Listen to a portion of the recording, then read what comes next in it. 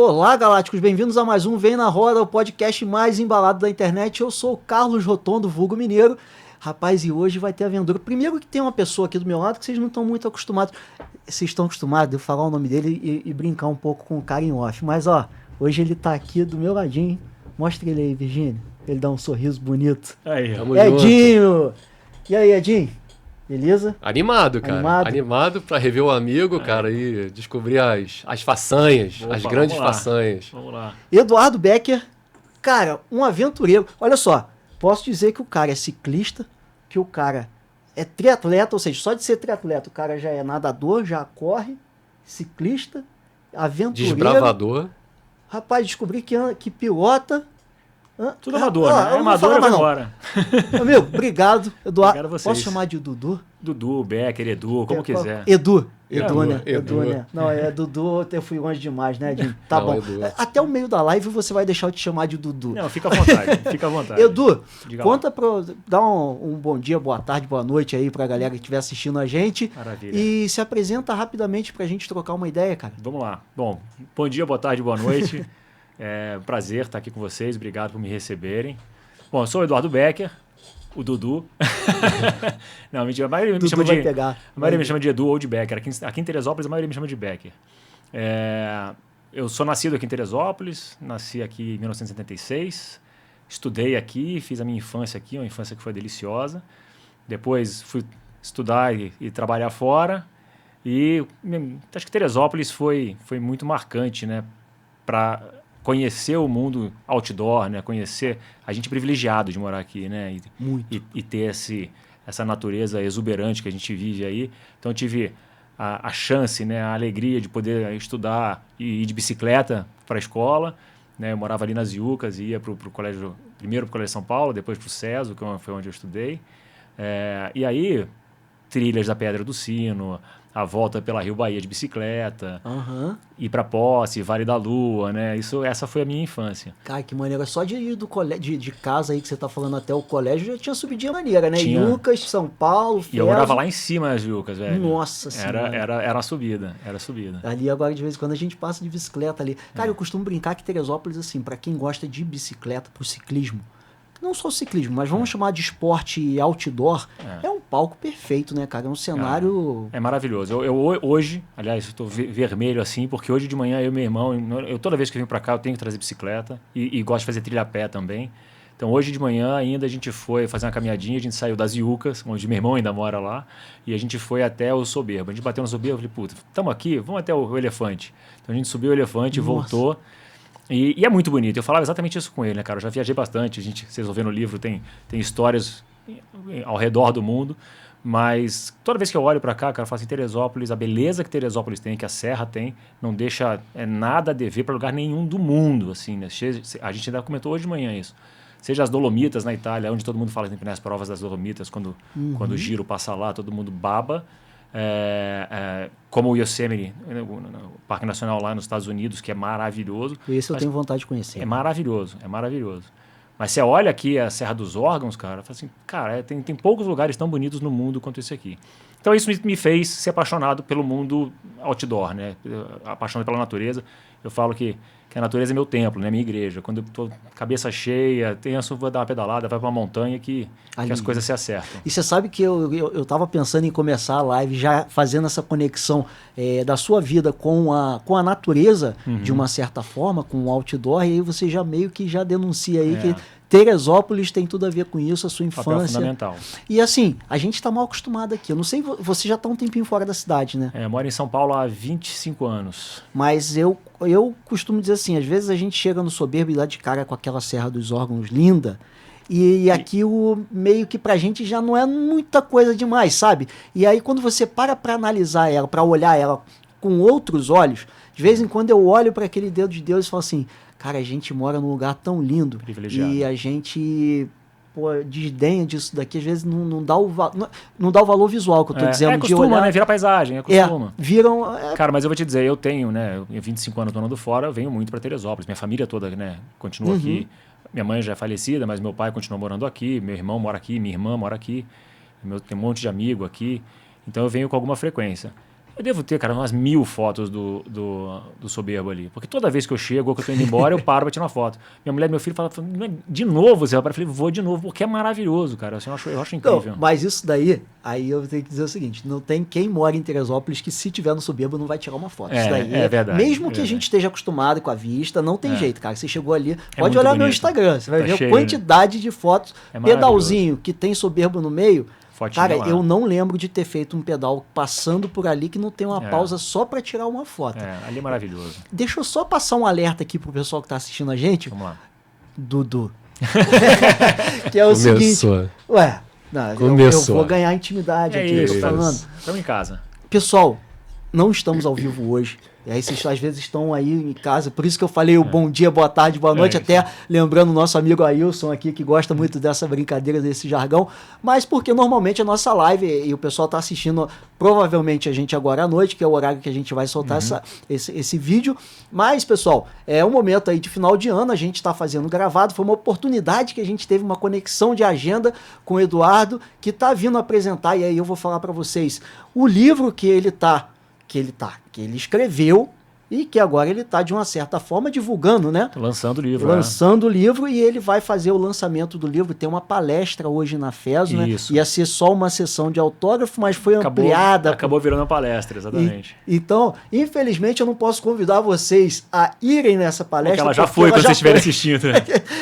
Eu tô tão acostumado com live, cara, porque eu falo as coisas que vão acontecer. Agora não, agora tem que tomar cuidado aqui, porque na verdade já aconteceu. Mas, se liga só, galera, já aconteceu o lançamento. O livro tá vendendo, tá? A gente consegue comprar esse livro online? Consegue, na garoalivros.com.br. Vamos colocar na descrição do vídeo o link? Vamos. Então, pessoal, você que está assistindo, na descrição desse vídeo já vai ter o link se você quiser comprar o livro. E, sinceramente, já dei uma passada aqui. Confesso que eu não li o livro todo, tá? É surpresa para mim também aqui, mas... cara, tá bem bacana e vocês vão ver na live hoje as histórias que esse camarada tem para contar. Lembrando a vocês o seguinte, por gentileza, deixa a curtida, não dói nada, não cai o dedo e pra gente é muito importante, que é a forma da gente entender se o vídeo, o conteúdo foi bacana. Cara, bacana sempre é, né? Se foi muito bacana, se foi extraordinário, se foi surpreendente. Pronto. Tá? Sempre é uma dessas três aí. Mas deixa a curtida, compartilha com os seus amigos, compartilha com a tua família toda e deixa um comentário aí nos vídeos pra gente, tá? Até mesmo porque se vocês tiverem alguma dúvida, né, alguma curiosidade, você deixa o comentário.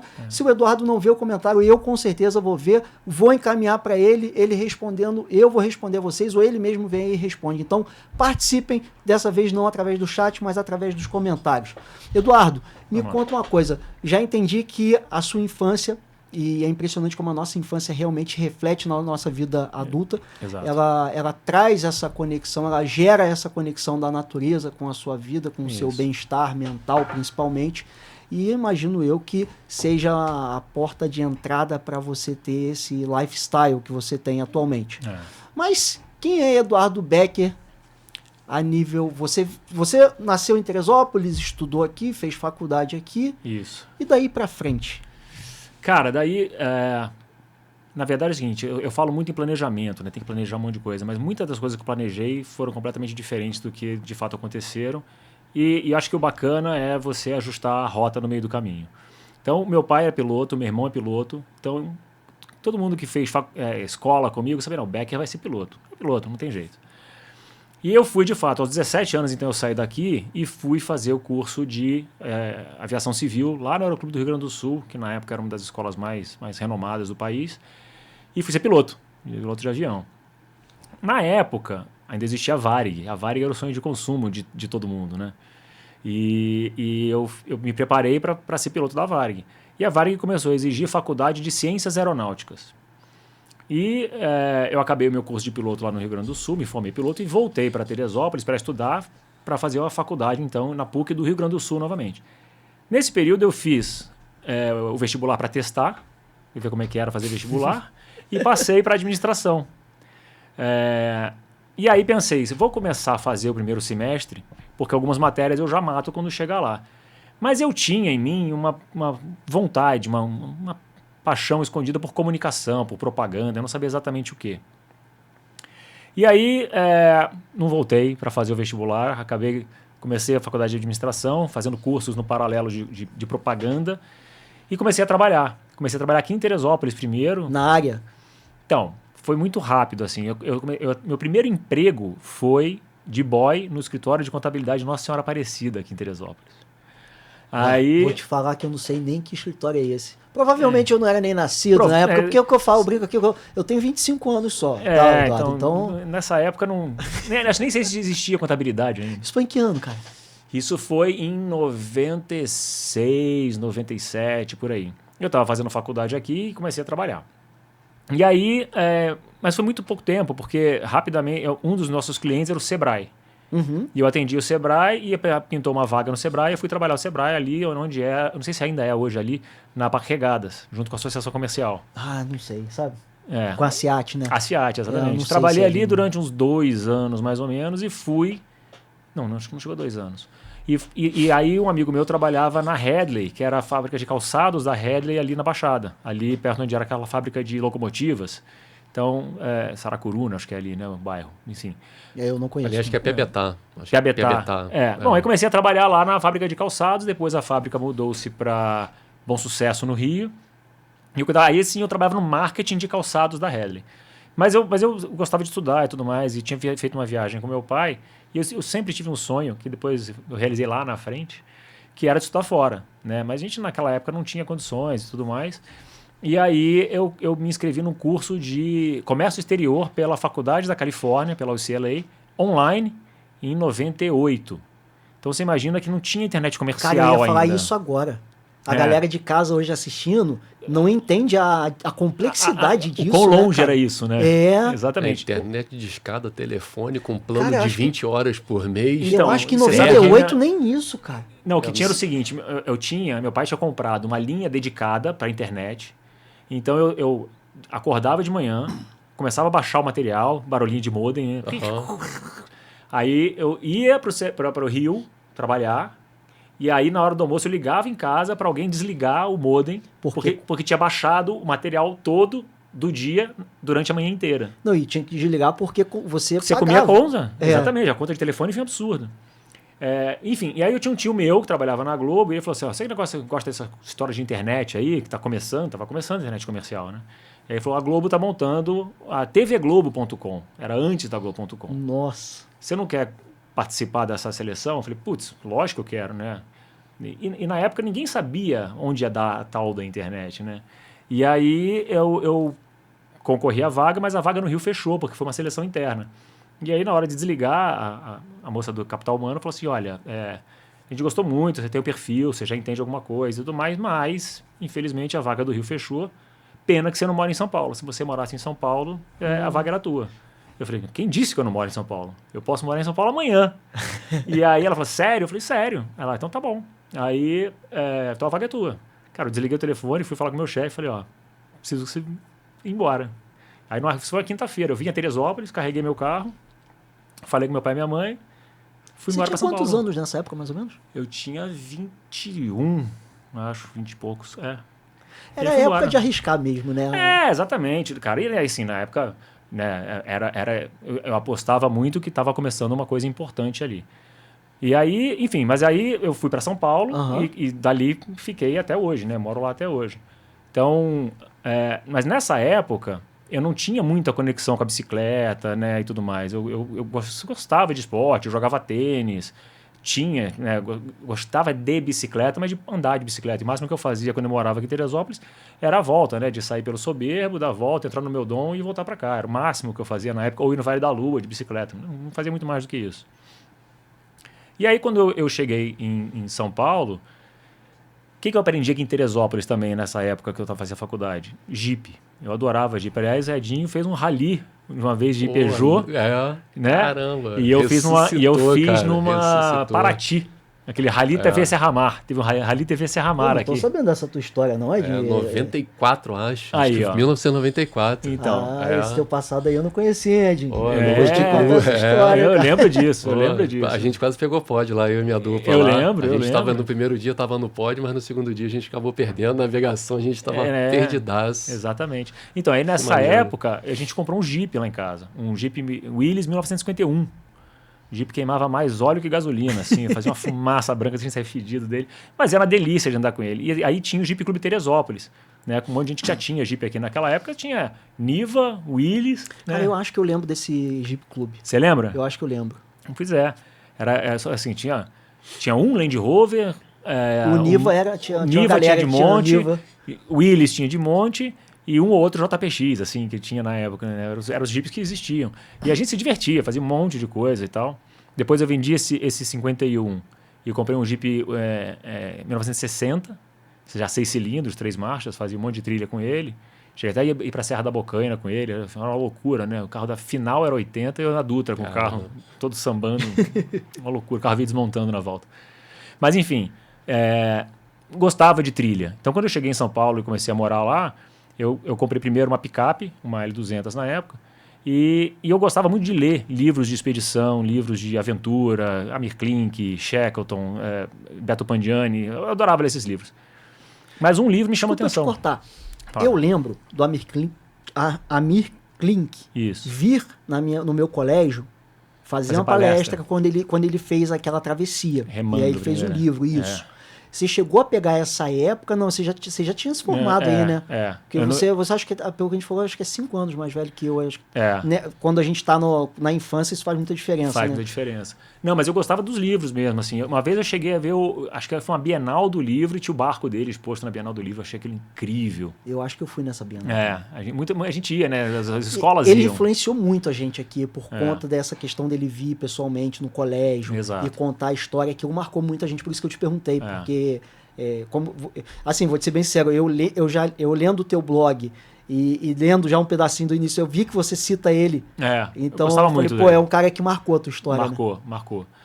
Aquela história dele falar, né, que a expedição que falha, né, a que nunca saiu do porto, pra mim é fantástico, né, cara? Assim, o não você já tem, né, cara? Verdade. Vai para cima, faz. Então isso para mim sempre me marcou muito. E aí, cara, mas um livro que me chamou a atenção... eu comprei, vendo a seção de livros de viagem na FENAC, lá em São Paulo, uma vez, já nem existe mais. Eu puxei e tinha um livro chamado A Volta ao Mundo no Meu Mochileiro, de Roberto Casaneve. E a capa era uma F1000 velha, toda adesivada, toda cheia de coisa. Aí comprei o livro e comecei a ler. E o conceito era muito sobre esse livro aqui. Assim, era um livro independente, não é um livro comercial, não era um livro... E o cara... O que o cara fez? O cara era dono de uma concessionária Ford em Manaus, encheu o saco, resolveu montar a picape, montou a picape como se fosse um motorhome e ficou 3 anos, deu a volta ao mundo, em todos os continentes, rodou tudo. Eu falei, caraca, olha que fantástico, né? Ele não precisa ser o Amir Klink para fazer uma grande expedição, dá para fazer com recursos que você tem. O cara tinha um F1000, montou o F1000 e foi embora. Eu fiquei encantado com aquilo. Eu falei, um dia eu quero fazer a minha expedição. Só que trabalhando muito, e eu trabalhava, né, 14 horas por dia, e quando nos aconteciam os pepinos de final de semana, era difícil, né, ter esse intervalo. Mas eu não abri a mão das minhas férias. Né? E acho que tinha uma coisa naquela época de ser workaholic, né? Todo mundo tem que trabalhar muito e tudo mais. E as pessoas tinham orgulho em falar, pô, eu tô há 3 anos sem sair de férias. Eu achava que era uma loucura. Eu falei, não, as minhas férias eu vou usar. Então, em 2002, quando foi as minhas segundas férias da Globo, eu fiquei trabalhando na Globo. Nas segundas férias, eu peguei essa picape e falei, vou fazer todas as praias do sul da Bahia. Todas. Incluindo Abrolhos, né? Então, o que eu fiz? Equipei o carro, botei barraca, saco de dormir, roupa de mergulho, só não tinha bicicleta na época. Uhum. E fui. E, cara, foi uma viagem muito legal. E aí eu entendi, assim, algumas coisas, né? Assim, o quão é legal você estar disposto a fazer e descobrir as coisas. Eu planejei um monte de coisa deu errado, eu fui ajustando no meio do caminho. O próprio planejamento já é maneiro, né, cara? Você já começa a viajar no planejamento. E essa viagem você fez solo? Fiz solo. O que foi a primeira vez que eu descobri também, né, cara? O que é legal, muitas vezes você tá sozinho e te abre para pensar em outras coisas, observar outras coisas, conhecer outras pessoas. E quantas às vezes também você está num lugar incrível e fala, puta, eu queria estar dividindo isso aqui com alguém, né? Então você vai de um estado de reflexão, euforia, uma tristeza também, né? Porque tem horas... Solidão, exatamente. Eu cheguei em Cumuruxatiba, cara, que hoje em dia é grande, mas Cumuruxatiba naquela época não era nada.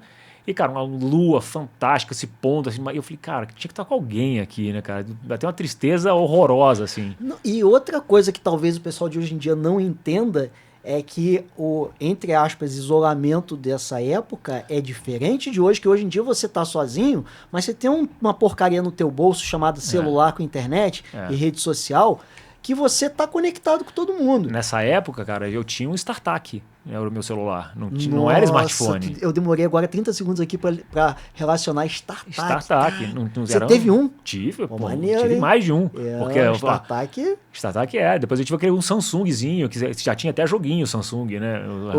O Samsung... Cobrinha, não, era o Nokia, que era o da cobrinha. O Nokia não, mas o Nokia já era grande. O tijolão. O Nokia já era outra coisa. Aquele é bom pra tacar na cabeça dos outros. Quebra de defesa de assalto. E aí fiz essa primeira expedição, cara, e eu achei uma delícia. E fiz um diário. Aí foi a primeira vez que eu comecei a fazer um diário. Eu falei, sei lá se um dia eu vou usar esse negócio para alguma coisa, mas eu vou fazer um diário. Corta para o ano seguinte. Aí eu comecei já... De novo, desculpa te cortar. Pode cortar. O diário também era uma forma de você lidar com esses momentos de isolamento que poderia, de uma certa forma, te incomodar? Cara, eu acho que o diário, ele tinha algumas funções, né? Acho que uma era de simplesmente registrar aquilo que estava acontecendo, né? Outra, me obrigar a refletir sobre o que estava acontecendo. E acho que o livro também foi um processo muito bacana sobre isso, né? A gente vai chegar lá, mas cara, quando eu comecei a escrever o livro, arrumar o livro, eu falei, cara, como a vida vai nos levando por caminhos que a gente nunca imaginou. E a outra, tinha uma série que acho que quem está nos assistindo não vai conhecer, que era o Jovem Indiana Jones. Eu sempre fui fã do Indiana Jones, adorava. Essa daí eu admito, não é brincadeira não, essa eu não conheço. Então, mas tinha uma série chamada Jovem Indiana Jones. Se procurar, você vai achar. E contar, era um spin-off do filme, que era o Indiana Jones como criança, né? E como o que formou o Indiana Jones. E o Indiana Jones tinha o hábito de fazer um diário. Então, tudo ele tinha um diário. Então, tinha isso. Então, eu tive o impacto do Roberto Casaneve, né, que fez o livro dele, essa história do Indiana Jones que eu achava muito legal. E eu queria ter os registros, até por estar sozinho, na hora de contar para alguém, de lembrar, de ter isso para mim. E, cara, eu queria, assim, daqui a anos eu vou ver essa história. E vai ser legal. Então, comecei a fazer daí. Quando eu voltei para São Paulo, aí, enfim, eu troquei essa L200 numa Defender, uma Defenderzinha 90, e comecei a juntar com o grupo. Esporte, esses grupos de interesse unem, né, as pessoas. Uhum. Então eu conheci um grupo muito bacana lá em São Paulo, que gostava de Jeep, gostava de trilha, gostava de viagem, e comecei a andar de Jeep com eles. E aí vim uma vez para Teresópolis, trouxe todo mundo para Teresópolis para fazer as trilhas aqui. E na casa do meu irmão, que tinha uma casa lá em Albuquerque, a gente falou, pô, mas o sonho de todo jipeiro é ir para Atacama. Eu falei, pô, então por que a gente não vai para Atacama? Aí naquela churrasco, todo mundo vai. O ano foi passando e fiquei eu e mais um. Um outro cara falou, eu topo fazer. Então a gente foi no ano seguinte em 2 carros. Eu no meu carro, ele no carro dele. E a gente foi... Cara, aí a gente fez Argentina, Chile, Peru, Bolívia. A gente saiu de São Paulo, né, cruzou o norte da Argentina, foi para Atacama, foi até o Pacífico, subiu para Iquique, linha de Nazca, Cusco, foi até Machu Picchu, voltou, Lago Titicaca, Salar do Uyuni, voltou para Atacama e voltou para o Brasil. Nossa, quantos dias de viagem? Em 24 dias. Então, dirigimos pra caramba. Só para chegar lá já... São 3 dias de deslocamento andando, né? Assim. Mas, cara, isso é uma coisa que todo mundo fala assim, porra, como é que você aguenta ficar 12 horas dirigindo? Falei, eu aguento ficar 12 horas na frente do computador trabalhando, ficar dirigindo é mole. É verdade. Né? Então, assim, pra mim, cara, era uma delícia. Não, e é um momento de distração também, não é? Você não tá ali a trabalho, né? E, cara, e é o que eu tô te falando, né? E também fiz um diário sobre isso, e as coisas vão acontecendo ao longo do dia. E se você tiver aberto, né, assim, a captar essas coisas que estão... O que eu acho, cara? Assim, no teu dia a dia, acontece um monte de coisa com a gente todo dia que a gente não presta atenção. Verdade. Né? Quando você tá nesses momentos, eu acho que férias tem uma coisa de ser um bom espaço para você prototipar uma coisa que você quer fazer, né? E você se dá a oportunidade de observar o que está acontecendo ao teu redor de um jeito mais tranquilo, porque você tem tempo, em tese você tem tempo para isso, se você deixar o celular não te atrapalhar, né? Porque hoje tem o celular que né, as pessoas ficam mais instagramando do que curtindo as férias. Então eu acho que tem um pouco dessa pegada de, cara, férias é um espaço... Muitas dessas viagens, ou até provas de ciclismo, você deve imaginar também, eu chamo que são mini-vidas. Né, cara? Uma prova de ciclismo, você treina, você se dedica, você abre mão de um monte de coisa. Aí, pô, você vai, acontece uma coisa errada, você fura um pneu, você toma um tombo, aí você levanta, vai, fica forte, se sente cansado, fica forte de novo, come, deixa de comer. Então, assim, tudo isso vai acontecendo. Se você parar para analisar, cara, é um ciclo de uma vida, né? Até a hora que acaba a prova, acaba o teu treinamento, enfim. Se você conseguir fazer essas analogias, eu acho que as férias nos ensinam muito, né? Seja a viagem ou seja a prova. E foi isso que eu busquei fazer. Aí, só que nessa viagem do Atacama, eu queria fazer profissional. Então, fui correr atrás de patrocínio, montei um site, né? Esse é um amigo meu, eu trabalhava com um cara que era um web designer, ele montou um site para mim. A gente não tinha conexão de internet, né? Não existia 3G, né? Era só o sinal do celular, e o sinal do celular não pegava em lugar nenhum. Nem o GPS, não tinha o Waze, né? A gente não sabia os caminhos, a gente tinha mapa, papel, e eu tinha um GPS, que o GPS marcava o caminho, era o Garmin 3. Ele marcava o caminho, mas ele não tinha mapa. Então, um amigo meu me ensinou a pegar o sinal do GPS que ficava no painel, jogar ele para um computador que ficava no banco do carona, para poder ver o sinal do GPS num mapa plotado no computador, que aí eu sabia onde é que eu estava. Quase que uma camada sobre a outra ali. Quase não, literalmente uma camada sobre a outra. Né? Tanto que teve um mapa que eu não consegui escanear e jogar para lá, então, num trecho, a gente ficou voando às cegas, porque assim, eu tinha um mapa aqui e um mapa aqui, e esse trecho aqui a gente não tinha. Caramba. Então eu falei, bom, o rumo é esse, vamos seguir por aqui. A gente foi andando por dentro de rio, cara, foi assim, aventura, foi muito gostoso. Está todo descrito no livro. Isso hoje em dia, você fala assim, foi muito gostoso. Eu vou te falar, todo mundo olha o mundo com os seus próprios olhos, né? Então, por exemplo, você me conta a sua experiência, eu automaticamente estou traduzindo ela como se fosse eu vivenciando aquilo. Eu, numa situação dessa, pós você superar o obstáculo, você fala assim, cara, que maneiro, que aventura que foi aquela. Mas na hora que você está ali, vamos chamar de perrengue desse, o mapa, você tá meio que às escuras ali. Não dá uma ansiedade não, cara? Ou você tava curtindo mesmo? Cara, curtindo mesmo. Acho que assim, eu tava preparado, acho que isso é uma diferença. Né? Eu tava com um carro que aguentava, eu tinha um guincho que se eu parasse, tava com mais um carro junto. Né? Então assim, tinha comida e tinha água no carro. Assim, o que pior pode acontecer? Cara, errar o caminho, ficar perdido um dia, ou ficar atolado e não conseguir tirar o carro. Cara, para tudo isso tem solução, né? Então, o duro, acho que às vezes que eu tive ansiedade, assim, cara, e agora eu não tenho o que fazer. E essa é a parte difícil. Quando você está preparado, equipado, né? Eu acho que assim, acho que a gente tem um fator perrengue, né? Assim, vai ter. Em prova tem que ter, senão, né? Tinha um amigo meu, aí, bom, depois disso, voltei dessa viagem, vou chegar lá. Voltei dessa viagem do Atacama e fui. Era final de ano, a gente churrasco da turma do Jeep, e eu fui levar as fotos pra galera ver foto em papel ainda. Fui levar as fotos. Nossa. E um amigo meu, eu tinha uma amiga jipeira e o amigo era atleta, o esposo dela. E aí ele trouxe as fotos de corrida de aventura dele. E ele de calça de lycra, fazendo corrida de aventura. Naquela época podia fazer bullying ainda, né? Eu já tô imaginando, cara. Aí eu falei, de calça de lycra, bailarina, não sei o que. Cara, eu tô imaginando a cena do churrasco, juro pra você, cara. Cara, eu tirei muito sarro na época, né? E aí ele falou assim, cara, eu quero ver você fazer uma prova dessa comigo, você não aguenta meia prova. E eu falei, tá apostado, vamos nessa. Isso era dezembro, ele me inscreveu numa prova em fevereiro. Eu não tinha bicicleta. Aí fui correr atrás da bicicleta. Queria devolver o bullying, cara. Não, eu queria devolver o bullying. Pô, com certeza. Bom, resumo da obra, a gente correu junto, corrida de aventura, uns 3 anos. Cara, foi uma prova pequena lá em São Paulo. Era o... Como é que era o circuito? Não sei se era Chauás, circuito Chauás, ou se tinha um da Calói também. Mas enfim. Mas era só bike ou era... Não, era bike, corrida e remo. Era uma corrida de aventura. Eram 3 modalidades. 90% das provas de corrida de aventura, você tem no mínimo essas 3 modalidades. Né? Você tem o remo, seja canoa, seja duck, né? Duck era aquele caiaque inflável, horroroso, não tem leme, né? É difícil pra caramba. Você tem a bike, mountain bike sempre, e você tem trekking, né? Ou corrida com escalada, rapel. Aí alguns têm técnicas verticais, né? As escalada, rapel, e tudo isso com navegação, né? Você tem que ter o mapa e você se acha. Navegação própria, né? Você mesmo... No briefing, o cara te dá assim, ó, você tem que ir desse ponto de bicicleta. Por onde você vai, azar é seu. Desse ponto é correndo. Como você vai, azar é seu. Então, você diz aonde você tem que passar em todos os pontos, em que modalidade. Cara, eu acho mas não isso caminho. Muito maneiro. Cara, é muito legal. E naquela época tinha um boom de corrida de aventura. Hoje diminuiu bastante, mas era... E por que eu achava incrível? Porque você vai e conhece lugares que você não faria turistando. Né? Assim, eu tive corrida de aventura, cara, que eu entrei em caverna e caverna alagada, com água aqui, o teto da caverna aqui, aquele negócio se afunilando, você dentro de um túnel, só a luzinha do teu capacete iluminando. Eu falo, cara, eu jamais entraria aqui em sã consciência. Não, mas eu não entraria nem em prova. Pô, mas é isso, na adrenalina, cara, na prova, bora.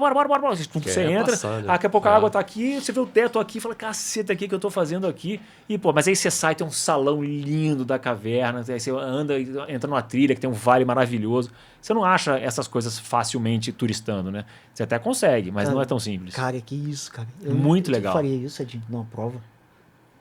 Pô, não. Eu, particularmente, Cara, eu não, mas tinha curto, não. rapidinho, depois você volta pra tua história. Nessa da caverna aí, tinha, especificamente nessa caverna, tinha equipe da organização falando que era pra passar por ali, ou tinha mais gente? Cara, não, é assim... Não, porque eu tô pensando o seguinte, pô, eu mesmo tenho que fazer minha navegação e eu passo por onde, como você falou, não, que você vai passar, o caminho que você fizer, você que sabe, o ponto inicial, o ponto final.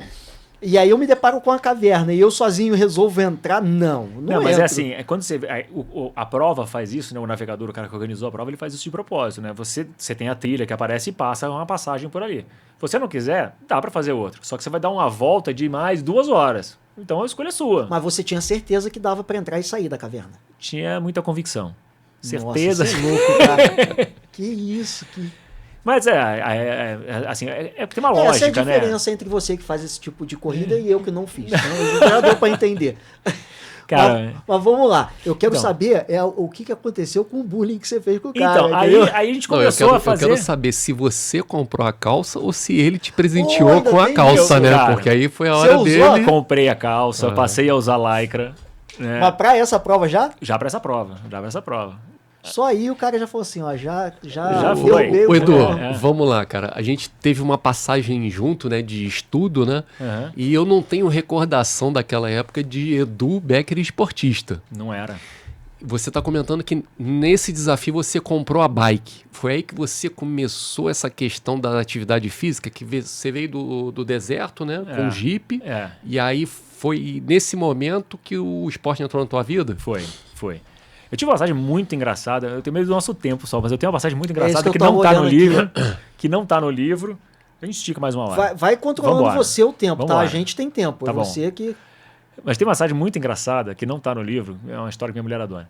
Que eu tinha, aqui em Teresópolis tinha hóquei, lembra disso? Eu joguei hóquei na casa de Portugal. Exatamente. Nossa, o tradicional? Exatamente. Com um patins tradicional nunca Você fui jogou bom. com... Era o Felipe Araújo, Kitazawa. Kitazawa dava aula pra gente, né? Niltinho. Eles eram muito melhores. Sim, né? Eu era muito ruim. É a galera ruim. da Da antiga. antiga, ali, do né? Master. Eu era muito ruim. O Demetrinho, acho que o pai dele, o Demetrio, jogava também? Não lembro. O Demetrinho acho que chegou a jogar. Eu não lembro. Mas eu joguei pouco tempo e tal, mas, cara, aprendi a patinar. Isso foi legal. E aí, em São Paulo, cara, sentia falta, né? Porque cheguei lá, assim, a gente trabalhava muito, comia muito, bebia muito. Então, cara, comecei a engordar. Falei, preciso fazer alguma coisa, né? Mas eu não gostava de correr me doía joelho, não tinha bicicleta e tal. Um dia eu cheguei num domingo ou num sábado, não, domingo. Fui numa loja lá em São Paulo, falei, qual é o melhor patins que você tem? Me achando, né? Aí o cara veio com patins inline, assim. Ó, esse aqui é rolamento de cerâmica, é não sei o que, é top e tal. Tem que ser pra quem sabe patinar. Eu falei, meu irmão, Esse pra quem você sabe, tá o cara já instigou, né? Eu falei, jogo rock, você tá Desafiou. louco? Esse vendedor mandou bem aí. Ó. Aí eu, meti o patins, eu já caí na loja. Meti o patins, já saí, tchim, tchim, tchim, tchim, tchim, tchim. Sabe aqueles bob de dar soco? Abracei aquele troço, fui eu e ele pro chão. Eu falei, é esse mesmo que eu vou levar. É esse mesmo, pode me dar aqui. Falei, mas me dá uma joelheirazinha junto que talvez eu precise. Aí, saí dali, fui pro Ibirapuera. Tem uma marquise no Ibirapuera, que os caras chamam, que é um cimento, parece uma pista de gelo, assim. Lisinho. Lisinho. Bom, fiquei escondido num cantinho ali, treinando um pouquinho. Quando eu achei que eu estava mais ou menos, fui para a tal da marquise, que só tem a galera fera, né? Aquela galera que cruza assim, e vai, e dá pirueta, cambalhota, o cacete a quatro. Eu fui. E comecei a andar ali em volta e tal. Conheci uns caras, galera malandra, né? E eu bobo ali. Aí o cara, alemão, o cara já me chamou alemão. E aí, alemão, russo, não, alemão. Aí, é o seguinte, daqui a pouco vai sair o bonde. Se agarra na gente aí que vai sair o bonde. Eu falei, bonde? Vamos embora de bonde. Que porra é o bonde? Eu falei, vamos embora. É o seguinte, você tá de mochila aí, a galera tá de mochila, você segura na mochila do cara da frente e a gente vai rodar o parque. Faz um trenzão, assim, é o bonde. Eu falei, fechou, vambora. Primeiro dia. Começou, tal, o negócio começa a apitar, junta um bonde, porque não pode, né? Então os caras fazem e desfazem rapidinho. Então apitou, juntei o cara da frente, o cara começou... E começou uma curva. E aí eles começaram a fazer a curva. E eu comecei a não fazer a curva. E aí eu fui puxando pro lado. Bom, soltei a mochila, só que tinha, sei lá, 15 pessoas atrás de mim agarradas em mim. Meu Deus. E fui pra cima da grama e caí, levei todo mundo comigo. Cara, uma vergonha. Levantei todo cheio de grama, todo ralado. E aí... Batizou. Galera, vão lá, depois eu encontro vocês no outro próximo bonde. Bom, fui embora pro carro, guardei o patins, fui ligar o carro, não tinha força. Me deu uma pinçada no braço, meu braço estava morto, cara. Eu não conseguia virar a chave do carro. Fui embora dirigindo, passando marcha aqui assim. Chegava em casa, fui pegar um copo d'água, cara, não conseguia levantar o copo d'água. Assim, falei, caraca, o que tá rolando? Fui no hospital, aí o cara falou, vai melhorar, mas vai levar um tempo. Enfim, entrei no primeiro site, vende-se patins. Então essa era o mais próximo de esporte que eu tava. E aí começou com essa história do Robson, que foi meu capitão, era o meu capitão da minha equipe durante muito tempo de bicicleta. Então eu voltei para o mountain bike, né? Eu tinha uma Trek aqui em Teresópolis, que o André de Mello, né? Ele gostava de música e o Vitão era triatleta, né? E o Vitão falou assim, não, compra uma Trek e a gente vai regular essa Trek para você. Fazia tarde na casa dele regulando e eu adorava ela. Mas, cara, ela ficou pequena. E aí eu comprei uma outra Trek lá nessa época e fui fazer essa primeira corrida de aventura. E comecei a fazer várias pequenas corridas de aventura. Até a hora que a gente falou de gente grande. Só dá uma pausa nisso daí. Eu quero saber o resultado daquela primeira prova. Que o Edinho perguntou. A gente foi uma vergonha. Não, eu fui, fiz com ele, tanto que ele me chamou pra equipe. Ele falou, fica na equipe com a gente. Cara, dá o braço ao torceu, também não ia dar que eu tava morrendo.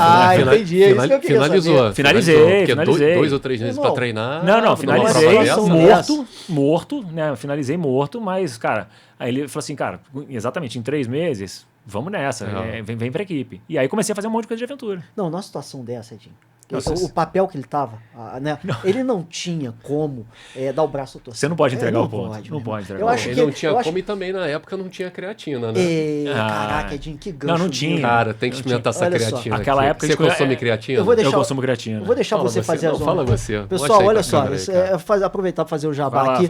Mas realmente a Farma Débora merece essa... Galera, aqui, Creagami, para vocês de casa que não estão entendendo o que é isso aqui, é simplesmente, cara, um gummy de creatina. Então você tem 3 gramas de creatina aqui numa balinha.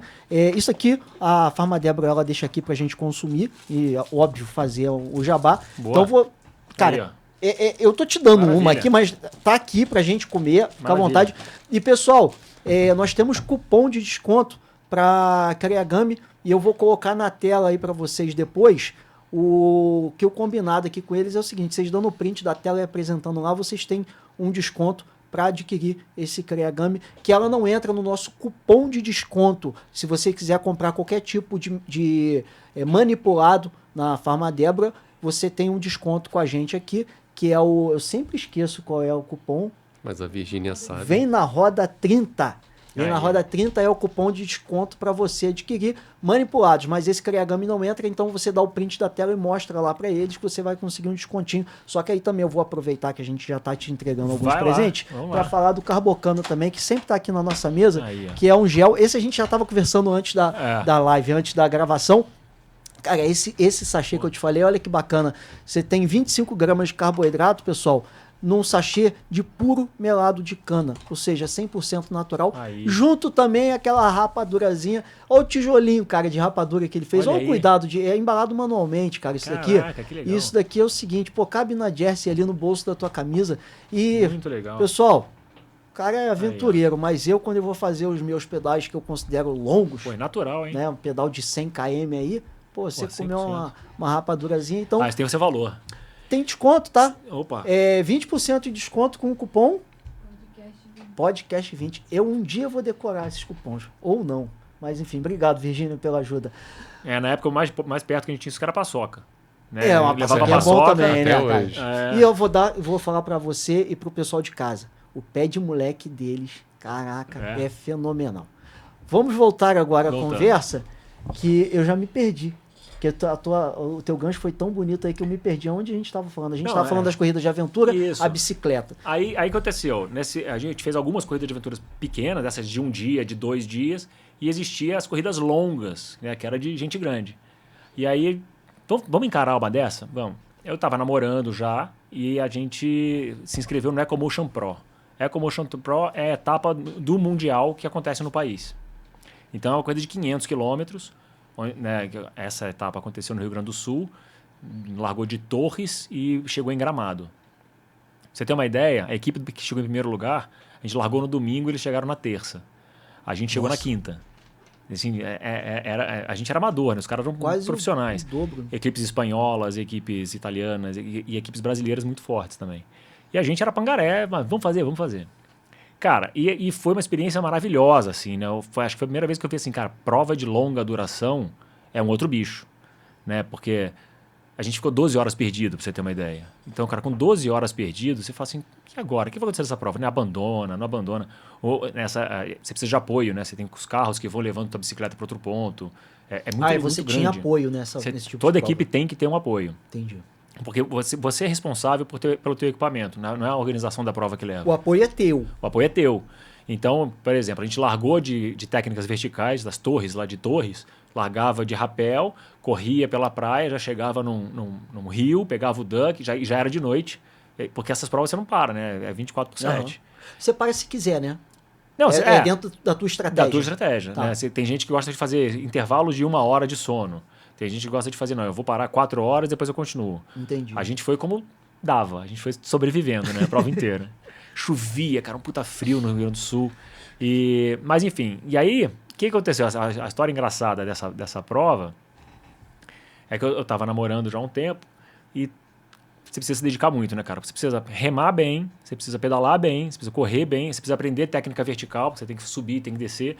Então, cara, era muito... Todo final de semana era de treino. A gente ia muito pra Ilhabela. Eu ia te perguntar, eu tava curioso de saber aonde que você remava em São Paulo, né? E, cara, a gente fazia quase todo final de semana a gente ia pra Ilhabela, porque aí a gente corria nas trilhas, pedalava de volta, pegava o remo e fazia pra outra praia. Então a gente passava o dia treinando, né? Entendi. E em São Paulo você podia treinar um pouquinho na raia da USP. Também eles têm uma raia grande lá. Sim. E aí, cara, vamos no cinema, vamos sair pra jantar, vamos numa festa. E eu falava, não dá pra fazer nada. Não dá pra fazer nada porque eu tô dedicado ao treino. Você tem que comer melhor, você tem que dormir bem e tal. E ao longo da prova, eu falei, acho que eu vou casar. Vou pedir minha mulher em casamento. E foi assim, cara. Eu cruzei a linha de chegada, virei pra minha mulher, falei assim, minha namorada na época, falei, pô, lembra que a gente combinou que depois da prova a gente ia voltar a fazer as coisas e tudo mais? Ela, lembro. E todo mundo, né, cara? A gente tinha várias equipes irmãs, né? Que, cara, por uma questão ou outra, não acabaram a prova. Então, a nossa equipe foi a única que acabou a prova. Pô, maneiro. Então, todo mundo, cara, tava esperando a gente na chegada. Puta emoção. Foi muito legal. E abraçado com ela, falei, então pronto, agora que a gente vai fazer outras coisas, voltar a ter vida social, vamos casar? Ela, tá bom, tá, você acabou de chegar e tal. Eu falei, não, tô falando sério, vamos casar. Ela não acreditava, aí todo mundo, vai ter casamento, não sei o que mais. E ela não acreditava, assim, então foi tão legal, cara, foi tão legal. E aí, mas e aí, é sim ou não? Eu falei, responde. Aí ela, sim, eu falei, porra, se ela aceitou, eu com 5 dias sem tomar banho, fedido, magro. Maior falei, prova de amor impossível. Agora tá valendo. 4 meses depois a gente casou. Que maneiro, cara. Pedido de casamento inusitado esse daí. Inusitado, cara. Foi muito legal. E ela devia estar pensando assim, cara, isso daí é o efeito da desidratação, fome, alguma coisa. Os meus amigos falaram isso. Pô, ainda mais que você tem essa variável aí, que depois você pode dizer, pô, naquele dia eu tava mal, agora...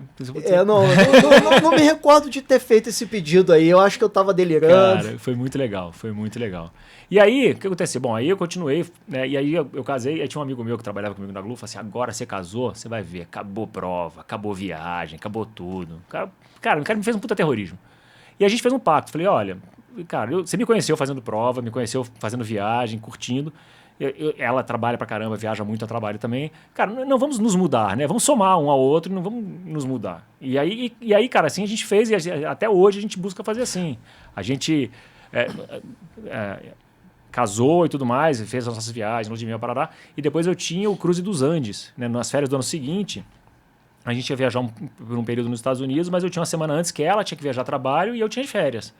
Eu falei, cara, então é o seguinte, eu vou para a Argentina, vou fazer a travessia dos Andes, saio de lá e te encontro nos Estados Unidos e a gente viaja a partir de lá. E assim eu fiz. Então, assim, outra história do livro... Essa segunda viagem dos Estados Unidos já seria uma viagem de normal. Passeio. Essa eu não tenho diário. Agora, deixa eu te fazer uma pergunta. Só a conexão dessa tua vida, dessa tua nova vida, daquele momento, com a... Não tô falando nova vida no casamento, não. A nova vida que eu digo dessa, onde você inclui a aventura, a corrida de aventura na sua vida. E aí você casa. E aí, beleza, tá esse combinado que ninguém vai interferir nesse aspecto da vida do outro, mas existe uma influência. Aonde eu tô querendo chegar? A sua esposa acabou entrando nessa vida também ou não? Cara, ela ama ser apoio. Então, ela entrou, de uma certa forma. Ela entrou, então, assim, ela adorava a logística, preparar as caixas, preparar as comidas, porque a gente separa por cor, né? Então minha cor era amarelo. Então, eu chegava, ela tava a caixa organizadinha. Se eu vinha da trilha, ia pegar a bike, a sapatilha preparada, camelback cheio, comida, né? Cara, você tem que comer rapidinho. Então, essa logística ela adorava. Tem outra passagem muito engraçada, uma prova que chegava em uma cidade litoral de São Paulo. Era uma prova que a gente chamou de Mar em Fúria, inclusive, que, cara, tava uma ressaca no mar, um monte de equipe desistiu. E um dos caras atolou, era na época o lançamento daquela picape da Nissan Frontier. Lembra que tinha propaganda dos malditos pôneis? Não sei se você vai lembrar disso. Lembro. Então, lembrei. E aí a gente chegava de uma corrida, descia a serra e pegava um rio que você acha que lá em Cubatão, assim. E aí tava a picape de lado, assim, numa valeta, assim. E aí o cara, malditos pôneis, o cara gritando. E a Isa, minha mulher, é baixinha, assim. Só que eu tenho a Defender, né? Essa Defender aí, uma Defender grandona, alta, não sei o quê. Aí ela para, abre a porta e desce daquele Jeep monstro. Ela sai e falou, quer que eu reboque? Aí o cara, não acredito, não sei o quê. E eu tinha ensinado a ela. Então ela pegou, meteu a cinta na picape do cara e veio puxando o cara até o ponto de apoio, assim. Cara, que maneiro. E o cara falou assim, caraca, a mulher que me ajudou, cara. Muito engraçado. Malditos pôneis. Cara, tem muito tempo essa propaganda, hein? Tem. E ela tava fazendo o teu suporte nessa prova. Ela fez em várias provas. Ela tava com a Defender. E ela tava com a Defender. Aventureira também. Não, ela vai, cara. Ela não tem tema ruim. Isso daí não tem jeito, né, cara? Parceira. Existe essa... Você acaba tendo essa conexão, né?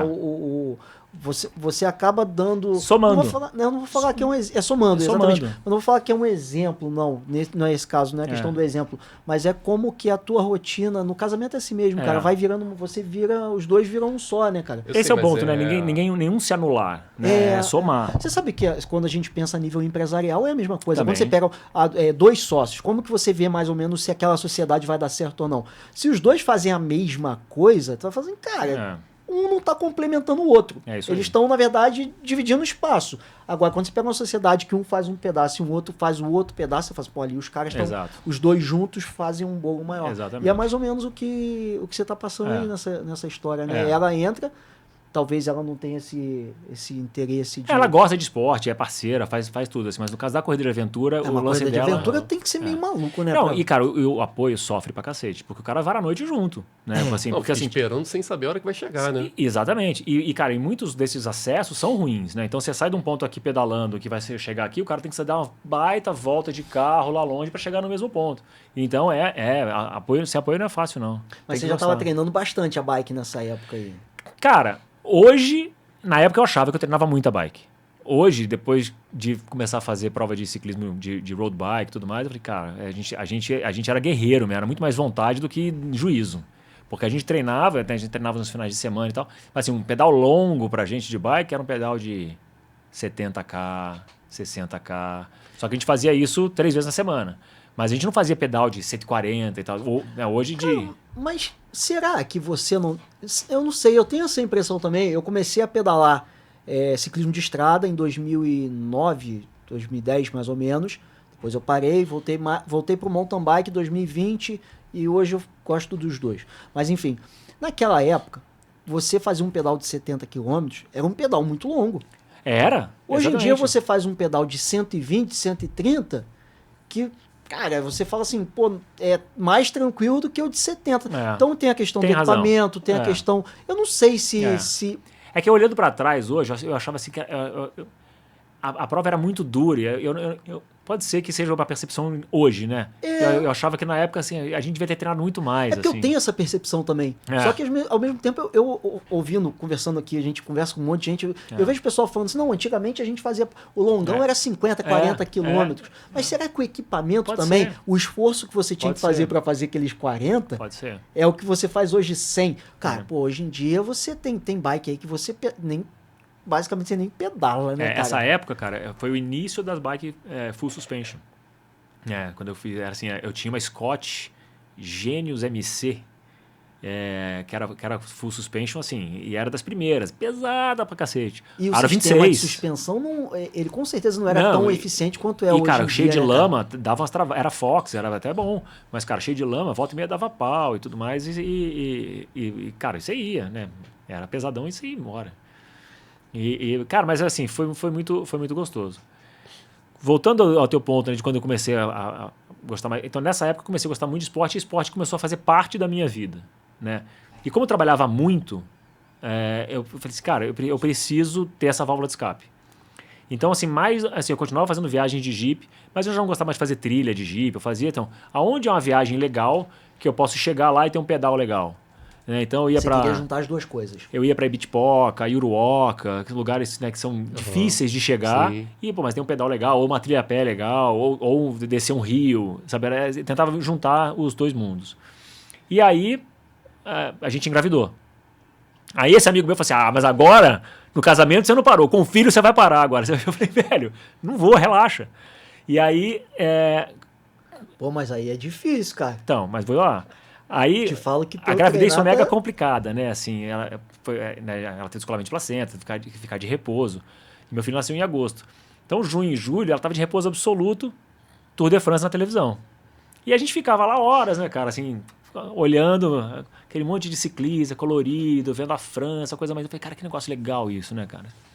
E aí meu filho nasceu em agosto. Em novembro eu tive uma viagem a trabalho para os Estados Unidos.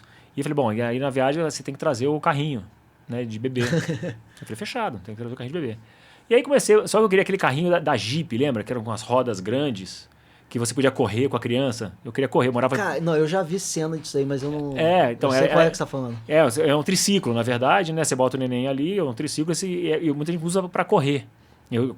Aí voltei, por causa da coisa de aventura, pedalar, correr. Pô, tu já pensando, comprando o carrinho, já pensando, não, vou encaixar isso aqui.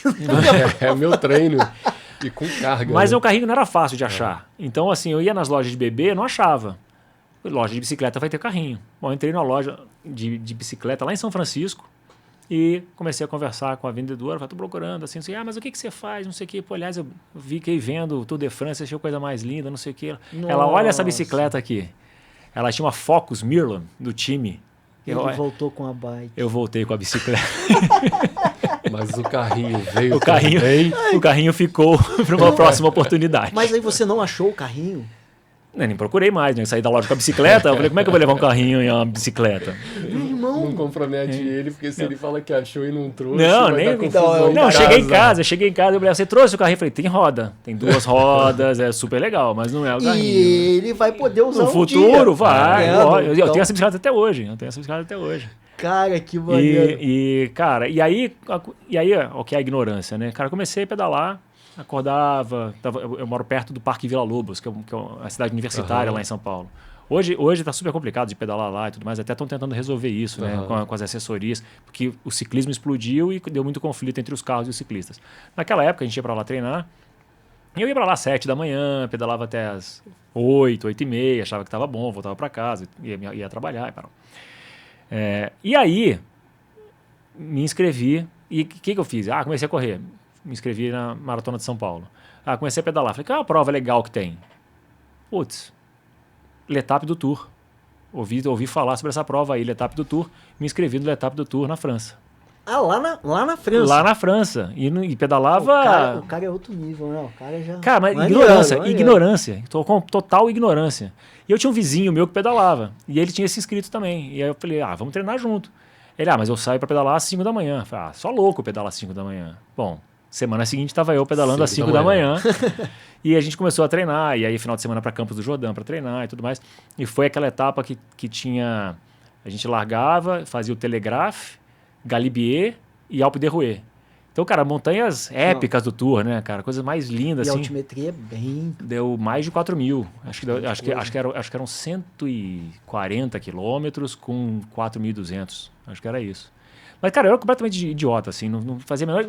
Você fala, era 4.000 de metria. Tá bom, vamos lá. Eu ia de São Paulo para Campinas pedalando para treinar, pela Bandeirantes, sozinho, eu achava que era a coisa mais normal do mundo, assim. Depois você sabia de assalto, atropelamento e tudo mais. Aí você aprende e você para de fazer. Mas na época era mais seguro. Mas assim, você tá falando assim, não, eu era maluco ali e tal. Mas, cara, igual você falou, na semana seguinte você tava ali 5 da manhã treinando. Não, exatamente. Você se inscreveu, beleza, mas talvez um desafio. Mas agora tem que dedicar. Eu não sabia no que eu tava me inscrevendo, mas uma vez que eu me inscrevi, vamos treinar. A tua decisão foi uma decisão espontânea, meio sem saber onde você tava se metendo. Exato. Mas a partir do momento que você tomou aquela decisão, você se dedicava. Exatamente. Isso é importante, tem que entregar. Porque a galera acha que assim... hoje em dia na internet, pelas redes sociais tem muito disso. Vou me desafiar. Aí o cara se inscreve numa coisa que ele não está apto. Vai sofrer. Ele não treina. Ele não só vai sofrer, como ele corre o risco sério de ter um problema se machucar, ter um problema de saúde, não acabar, ficar frustrado. Concordo contigo. E vejo muito isso, né, cara? As pessoas não têm a dedicação e não colocam a energia necessária para fazer aquilo que precisa ser feito numa prova desse tamanho. Cara, é até um pouco perigoso, né? Pra falar a verdade. E essa... Você viu, esse ano, o Letap desse ano esgotou em 1 hora. Sei lá, 15 mil inscrições. É um absurdo, assim, é muito rápido. E assim, principalmente para quem mora no Brasil, não é uma situação... Não vou falar nem de dinheiro, mas é complexo, cara. Não é simples porque assim... Isso daí você tá falando de que ano, mais ou menos? 2011. 2011. Tá, a internet já estava melhorzinha ali. Mas você tem a logística para você levar teu equipamento. Eu fui conhecer o que era uma Malabike, né? Não sabia. O que me ajudou? Eu comprei um pacote de uma loja de São Paulo. Entendi. Né? Então era a Anderson Bike, Kleber, que ficou amigo depois. E a gente começou a treinar. Eu não conhecia os picos de treino lá em São Paulo. Você tinha Romeiros e tal, nunca tinha ido, comecei a ir. E eu ia muito para Campos do Jordão ali, né? Porque tem a Serra Velha, é uma maravilha de pedalar. Não. Não? Não. Sofri muito esse ano lá, cara. Lá esse ano. Muito. Nossa senhora. Eu acho uma delícia aquilo ali. Não, é legal. É legal sim, eu tô brincando. Que não... Eu desafiei ela. É que tem a Serra Velha e tem o Paiol. O Paiol é a tristeza, né? Não, né? então, o Letap, ele passou... Você foi no Letap esse ano? Não fui. Então, é o mesmo trajeto, né? Mas ele desce a Serra Nova, né? Nova. Aí você tem uma parte que é meio que um sobe e desce. Isso, assim, ali em Santo Antônio do Pinhal. Aí você chega no... Machadinho, né? Que aí tem um... rapaz, ali é duro. Mas vou te falar que esse ano eu zerei bonito ali. Tranquilo. Graças a boa parte ao equipamento. Porque eu treino na minha boca. Agora, aí eu cheguei na Serra Velha me achando, né? E aí, agora eu vou mandar ver. Eu lembro de você. Eu lendo o seu blog, eu lembrei. Quando você se acha muito ali, né? A montanha te ensina. E aí a Serra Velha sandália da humildade. Exatamente. A Serra Velha falou assim, quem tu acha que você é, meu irmão? Baixa a bola. E aí a câimbra já veio logo no iníciozinho. Do quilômetro 90 ao 93, eu fui do céu ao inferno. Eu imagino, cara. Entendeu? Eu imagino. E aí depois você ainda tem o Itupeva no final, né? Que você vai... Não, então foi no início. Agora é no início.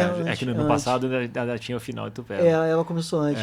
Mas desculpa te interromper. Não, então, o Letap no Brasil, depois eu fiz alguns. Tem os de Cunha, né? Que eram duros e tudo mais. Eu só fiz o Rio e agora o Letap Campos faz parte do meu calendário anual de viagem. Ir com a família. É muito legal. É muito legal. Muito legal. Mas enfim, aí eu comecei minha paixão por bicicleta de estrada. Né, foi na volta do Letap que, cara, aí eu falei, que mundo legal é esse, né? Porque exatamente pelo que você está comentando. Porque você faz uma viagem com a família, você visita lugares incríveis, né? Você tem paisagens alucinantes que você conhece, o grupo é normalmente um grupo legal que se pedala junto. Então me encantei pelo ciclismo e aí comecei a fazer um monte de prova, né? E aí uma coisa puxa a outra, né? Você vai fazer prova, vai viajar, aí a Isa, a gente fez pedais juntos em outros lugares, então você faz uma prova e depois tira mais uma semaninha para curtir o lugar. Então isso faz todo sentido. E aí você, eu lendo ali, você também faz triatlon. Então, eu não faço triatlon, eu me aventurei por alguns triatlons. Mas tudo bem. Porque o triatlon a gente vai considerar o ciclismo de estrada, a corrida e a natação. Mas você também tem a aventura ali no Xterra. Aonde você estava onde nos Estados Unidos? Eu morei na Califórnia, morei em uma cidadezinha chamada Menlo Park. E que ficava perto ali de Lake Tahoe, onde eu fiz o Xterra, Santa Cruz, onde eu fiz um triatlon, e eu fui pro Havaí fazer um meio Ironman. Ironman. É só isso, né? Pouca coisa, né? Cara, mas é que foi assim. Mas como é que vem essa conexão? Porque é um salto um pouco grande do ciclismo de estrada para um triatlon. Cara, como é que foi isso, na verdade? Bom, a vida continuou, meu filho foi crescendo, né? Eu fazendo as provinhas, as viagens. Rapidinho. Você conseguiu manter a rotina de treino mesmo com o seu filho pequeno? Cara, sim. De treino, sim. Continuei pedalando e tudo mais. As aventuras mudaram um pouco, né? Porque você passa um período que eu só tinha 20 dias, um mês de férias por ano. Então, assim, é lógico que com um filho pequeno, eu não vou largar meu filho pequeno e vou me meter... Sim. Então, a dinâmica das viagens por um período mudou. Mas eu sempre quis, inclusive, mostrar para ele que era, né, bacana você se aventurar, fazer outras coisas. Então... teve uma prova aqui em Teresópolis que a gente veio todo mundo junto, que era o Grandiro. Acho que só teve uma edição. Que desceu, foi para Guapi, foi para Cachoeira de Macacu, subiu para o Friburgo, voltou para cá. Cara, essa prova eu não lembro. Era o Grandiro. Passou por aqui, chegava no Soberba.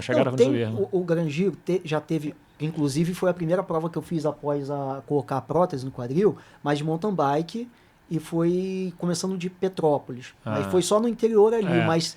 Isso, cara, teve um ano que vieram algumas assessorias de São Paulo, inclusive.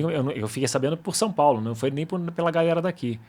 E veio até um ciclista famoso italiano na época, fazia a largada. Foi linda a prova, foi linda. Pena que não deu continuidade. Carlos Rotondo. Rotondo é italiano. É italiano. O ciclista famoso. É famoso. Tem camisa deles assinada aí. Foi mal pela piadinha. Não, boa. Mas vai, eu te cortei totalmente, foi mal, cara. Não, então continuei fazendo essas coisas e trabalhando muito e tudo mais. Mas eu tinha aquele sonho que eu falei lá no início, de um dia morar fora, estudar fora. Eu tinha feito alguns cursos, né, para complementar a minha vida acadêmica, então eu tinha feito a faculdade aqui, mas eu tinha feito um curso em Harvard. E depois eu queria fazer um outro curso em algum outro lugar. Mas eu queria a experiência de morar fora. Né? De tirar um tempo com a família e morar fora. E tentando dar esse exemplo para o meu filho. Então, sempre que eu podia, ele me acompanhava nas provas. Né? E é uma delícia, né? Você cruzar a linha de chegada, tá teu filho, tua esposa. É uma sensação muito gostosa. E aí... levei ele para acampar, né? Meu filho é super certinho, assim, tudo mais, e queria mostrar para ele exatamente isso, né? Como é que você tem que se adaptar no meio do jogo. E a gente fez uma viagem uma vez, a gente saiu de Jeep, minha mulher estava viajando, eu falei, faz a mala, vamos viajar. Aí ele, para onde? Eu falei, não sei, faz a mala e vamos viajar. Mas frio ou calor? Não sei, se prepara para os dois. Vamos, eu, ele e o cachorro. Aí a gente saiu de São Paulo, pegou a Ayrton Senna. Ele estava chegando perto do entroncamento, onde à direita você vai para o litoral, ou à esquerda você vai para a montanha. Eu falei, e aí? Litoral ou montanha? Ele, como assim, pai? Como assim, pai? Ele tinha, sei lá, uns 10, 11 anos. Litoral ou montanha? Não sei, pai, que isso? Não sei. Litoral ou montanha? Então, montanha. Aí entrei para a montanha. Aí a gente foi indo caminho Campos do Jordão. Aí entrei para Santo Antônio do Pinhal, ali onde esse sobe e descezinho. E aí, vamos almoçar? Eu falei, aonde? Ele falou, não sei. Eu falei, decide. Então eu fui a viagem inteira brincando com essas decisões assim. Aí ele falou, então esse restaurante. Aí, cara, a gente parou assim, foi um puta restaurante legal. Eu falei, tá vendo? A gente não planejou, não sabia, não conheceu. E as coisas também dão certo se você não faz tudo certinho. Eu falei, agora vamos para onde? Vamos para São Bento do Sapucaí, que é onde tem um paiol, que é um acampamento de criança, mas ele já tinha feito, então ele tinha essa memória na cabeça. Eu falei, então vamos para São Bento. Chegou em São Bento, ainda era dia. Eu falei, então vamos esticar um pouco mais, vamos até Gonçalves. E eu sabia que tinha uma trilha que levava de São Bento até Gonçalves pelo meio da mata, de Jeep. E eu estava com o carro todo equipado também. Aí eu falei, vamos tentar chegar lá, e tem um lugar chamado Pedra do Jair, que é uma pedra bem alta, assim, onde antigamente podia acampar, hoje em dia não pode mais. Eu falei, vamos até lá, vamos. E aí a gente começou a subir a serra, trilhazinha mesmo, né, de lama, o carro saindo de lado e subindo e tal. Daqui a pouco o carro não subiu. Eu falei, agora ele vai apavorar, né? Eu tava tranquilo, eu falei, bom, se a gente passar a noite aqui, tá tudo certo. Tenho água, tenho comida, abro uma cama aqui, tenho barraca, tenho saco de dormir, tava equipado. Mas eu falei, se a Isa ligar e não tiver sinal de celular, eu falei, tá feita a catástrofe, a né? preocupação. Ela falou assim, cara, os caras saíram e foram pro meio da estrada e agora não tem celular, né? A primeira coisa que a gente pensa é acidente, sei lá, né? Você pensa em bobagem. Aí eu falei, filho, segura o cachorro, porque eu vou dar uma ré e vou dar uma acelerada que a gente vai parar lá em cima desse barranco agora. E saí lá em cima do barranco. Falei, tá vendo? Passamos. Qual é a crise? Tá vendo? Aquele só escorreu. Agora, exatamente. Bom, aí a gente chegou lá em cima e acampou e tal. E aí foi uma delícia, assim, porque aí eu puxava dele essas conversas, né? Tá vendo? As coisas vão acontecendo, a gente vai se adaptando, vai rolando e tal, bacana.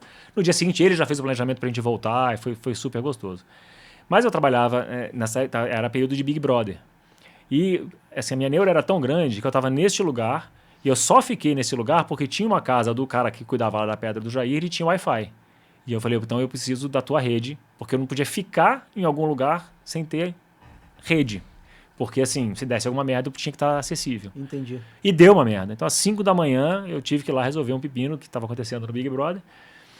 E, cara, aquilo me deixou muito pensativo, né? Assim, falei, cara, um final de semana com meu filho, assim, eu quero fazer outras coisas, eu não consegui desconectar e tudo mais. Eu falei, em algum momento, este sonho de morar fora e ter essa oportunidade com meu filho, eles têm que se conversar. E meu filho está com 11 anos, 10 para 11 anos, essa janela está se fechando, né? Aí eu voltei com isso na cabeça, né? Comecei a conversar com minha mulher, né? Comecei a conversar isso na empresa de um jeito sutil. E aí passou um período e tal, chegaram as minhas férias de novo, eu falei, eu vou tirar um período para mim, né? Assim, do mesmo jeito que eu tinha feito o Caminho de Santiago de bicicleta, eu falei, agora eu quero fazer um retiro, né? E fui fazer o Caminho da Fé, de gravel, né? Então eu peguei a gravel, e autônomo, né? Assim, todo equipado, só eu, sem apoio, sem nada. E ali, cara, eu tirei para isso, eu falei, eu vou fazer esse pedal pensando no... Falei, sei lá, se é crise da meia-idade, o que é, mas eu vou pensar no meu futuro aqui. E aí quando eu voltei, estava tudo muito estruturado na minha cabeça. Então eu queria morar fora, queria passar pelo menos um ano fora, né? Tinha me planejado para isso, tinha feito reserva para isso. Então conversei com a minha esposa, falei, vamos encarar junto? Ela, vamos. Conversei com o meu... Assim, a gente fez eles ser parte da decisão, né? Assim, cada um queria um destino, e a gente votou os destinos que a gente queria ir morar. E aí eu fiz essa conversa séria dentro da empresa e então eu vou sair mesmo. E aí estiquei ainda mais um ano, né, para fazer a passagem com muita tranquilidade. E aí a gente foi morar fora, contando essa volta toda para chegar no triatlon, olha só. E aí lá, levei bicicleta, né, cara? O lugar que a gente morava era fantástico para pedalar. Você tinha uma cadeia de montanhas, você saía da Bay Area ali, subia a cadeia de montanhas, chegava lá do outro lado do Pacífico, cada estradinha, cara, assim, coisa mais linda do mundo, assim. Ah, eu tô imaginando. Cara, você tinha para todos os gostos, assim, tem uma que chama Old La Honda, que é uma estradinha que passa um carro por vez, assim, sabe? De um asfalto liso, só sequoia do lado, aqueles pinheiros gigantes, assim. Cara, um monte de gente pedalando o tempo todo. Lindo, cara, o lugar era maravilhoso. Imagina o visual, cara. Pô. Maravilhoso. E você tinha quatro caminhos de subida e 2 de descida do lado de lá para você escolher o que fazer. Assim. E um mais lindo que o outro. Vale um programa só para falar disso. Nossa Senhora. E aí um desses amigos, num certo dia, falou assim, cara, e se a gente fizesse um Ironman no Havaí? Eu falei... Não era churrasco não que vocês estavam... Não era churrasco. Mexeu no formigueiro, né? Eu falei assim, cara, eu tava só estudando lá. Eu falei, assim, de trabalho, de fazer uma reunião ou outra, assim, não tinha uma agenda. Eu falei, cara, se eu tenho a chance de fazer agora, né? Eu brincava que eu nadava um pouquinho melhor que um ferro de passar roupa. Porque eu não nadava nada, cara. Só isso aí tu já nada melhor do que eu, mano. Eu falei, preciso voltar a correr, eu não corria mais, né? E aí eu falei com o Ronaldo, que me treinava aqui da Five Ways. Eu falei, Ronaldo, o que você acha, cara? E ele adora triatlo. Ele falou assim, cara, vamos para as cabeças, vamos nessa. Aí a gente tive que mudar a alimentação e tudo mais, e uma rotina de treino todo dia. Cara, é assim, qual é a maior dificuldade que eu tô querendo dizer? Por exemplo, eu sou ciclista, né? Eu imagino na minha cabeça que o mais difícil desses 3 é você encaixar a natação. Porque correr, de uma certa forma, você é um esporte diferente, é um esforço diferente, é uma musculatura diferente e tal. Mas da bike para corrida eu acho que não é tão complicado. Agora, nadar... Você tem toda a razão. Para mim, cara, era assim, eu falei que o meu triatlo ia ser diferente. Ia ser sobreviver, pedalar e correr. Porque assim, o nadar ia ser como dava. Assim, porque eu nadava muito mal. muito mal. Assim, meu tempo era muito ruim, né? Uhum. Então eu falei, eu cheguei, aí, enfim, a gente conseguiu fazer inscrição no meio Ironman do Havaí. Quando a gente começou a treinar, fui eu mais dois amigos. O teu primeiro triatlon foi o meu primeiro triatlon foi eu. Foi só isso? Foi. Aí foi muito legal isso, até porque... Eu não sou tão maluco assim. Cara, e o mar lá no Havaí que você... Porque a gente sabe que tem as praias de surfista. Né? A praia do Ironman, que você sai na praia do surfista também ou sai numa praia mais calma? Cara, você sabe que aconteceu o seguinte, tinha uma tempestade chegando, né? E o vento estava surreal. Na manhã, na tarde do dia anterior, os caras foram fazer um reconhecimento e saíram para nadar e não conseguiram voltar para o mar, tiveram que ser resgatados, voltar para a praia. Então eles saíram, porque você sai de uma baía, você sai de uma baía pequenininha, e aí você sai, aí a baía fica para trás e você chega no mar. E aí você tinha que fazer um retorno na boia e voltar. E os caras não conseguiram voltar para a boia, os caras foram indo para lá e aí levou os caras. Muito forte. E aí tiveram que ser resgatados e tal. Então eles encurtaram um pouco a natação, o que eu achei maravilhoso, né? Acho que a natação era 1.900, eles fizeram 1.700, coisa assim, porque essa voltinha lá fora eles cortaram. Então, cara, só que aí assim, quando eu comecei a nadar, e aí aquela largada de 2 em 2, né, de 4 em 4, que a cada 5 segundos, né, e o Ronaldo tinha falado assim, cara, não se desespera, que você vai querer sair, você vai tomar pesada, vai bater em alguém vai te bater, cai o óculos. Eu falei, vai na manha. Desculpa. E aí eu falei, então vamos na manha. Aí, cara, quando deu a largada, tava eu e esse outro amigo meu do meu lado, tinha um que nadava melhor, já tava lá na frente. E aí eu falei, bom, a gente se vê na linha de chegada agora, um abraço. E eu comecei a nadar. Cara, só que o mar no Havaí é uma piscina. E aí, cara, tartaruga, peixe, eu comecei a nadar. Eu relaxei, cara, fiquei olhando aquilo, falei, cara, que coisa mais linda, e fiquei nadando ali e tal. Falei, peraí, eu tô na prova, né, vamos dar um ritmo. Aí acabei a natação, comecei o pedal. Aí comecei o pedal, cara, aí é ciclista, né, no pedal eu me garanto. Cara, aí mandei ver no pedal, fui bem no pedal, e aí... Aliás, até demorei, porque assim, eu fui dosando, porque todo mundo fala, não queima, né? Vai na manha. Então eu fui na manha durante um tempo, aí quando a gente bateu na volta, né? São 90 quilômetros, quando eu comecei a voltar, eu falei, bom, agora eu vou começar a forçar. Já podia ter forçado antes, porque eu acho que eu esperei muito tempo. Sobrou energia ali. Sobrou. Aí eu voltei, vim pedalando e tal, tentando comer, né? Porque já tinha um protocolo novo, né? De comer a cada 25 minutos, né? Um gel a cada 25 minutos, um gel a cada meia hora. E eu não conseguia, cara. Assim, eu não treinei intestino para isso. Pois é, né? O pessoal fala que você tem que treinar isso. Você tem que treinar. Eu tinha treinado, aumentei muito meu volume de gel e de barrinha, mas eu não conseguia fazer isso. E aí cheguei para a corrida. A corrida é muito dura, né? Porque a corrida você corre um pedaço dentro do campo de golfe do hotel, né? Então, um pedaço ali dentro, e um pedaço é uma estrada que eles chamam de Hell's Kitchen, que é só a estrada num campo de lava seca. Mas assim, ela é uma leve descidinha na ida e uma leve subidinha na volta. E é aquela bem de filme, sabe, que você vê o vapor da estrada subindo assim. E, cara, e não tem fim aquilo, que você vê as pessoas indo lá longe, faz a volta, aí tem um pouco de hidratação, e você volta, aquilo tudo. E, cara, são 2 voltas, e são 2 voltas de 10 quilômetros. Mentalmente isso deve te Mentalmente isso te destrói, exatamente. Então, cara, num dado momento, eu já não conseguia mais comer, né? Então eu pegava, sabe, copinho de café, de Gatorade, jogava pra dentro. Então eu falei, eu vou parar em todos os pontos de hidratação pra tomar um copinho de café, porque botar um gel pra dentro eu já não conseguia mais. Eu falei, mas vamos, né? Vamos no sufoco, mas vamos. E, cara, e aí eu fui melhorando. Na segunda volta eu fiquei um pouco melhor. E aí acabei a prova, foi demais. Cara, o visual que você tá falando. E a minha mulher foi apoio. Ela chegou lá, tinha ainda vaga para voluntário, para entregar os kits, né? Aí ela se inscreveu como voluntária. Na hora da minha transição, foi ela que me deu o meu kit. Foi muito legal. Foi muito legal. Maneira essa daí. Agora, o visual da lava que você tá falando aí deve ser de outro mundo. Hein? Cara, de outro mundo. A prova é muito... Bom, eu fiz o meio, né? Eu tenho a galera aqui de Teresópolis que já fez o full, né? Que é coisa de outra galáxia. Mas, cara, assim, era muito vento no pedal.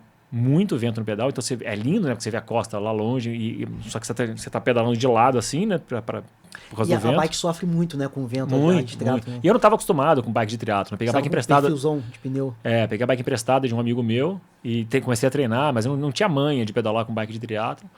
E essa corrida, cara, a corrida vai te destruindo, assim, né? Você realmente você joga água eu pegava gelo, pegava o boné, enchia onde eles servem bebida, enchia de gelo e metia na cabeça para tentar resfriar um pouco, assim. Muito quente, muito cara, quente. Que doido. Agora, é uma prova linda, né, cara? Assim, você tem vontade de fazer ela várias vezes, porque ela realmente é muito bonita. A gente conheceu uma senhora lá que, sei lá, tenha 70 e tantos anos, tá no 50º Ironman dela, assim, é muito legal, assim, quem faz vai direto.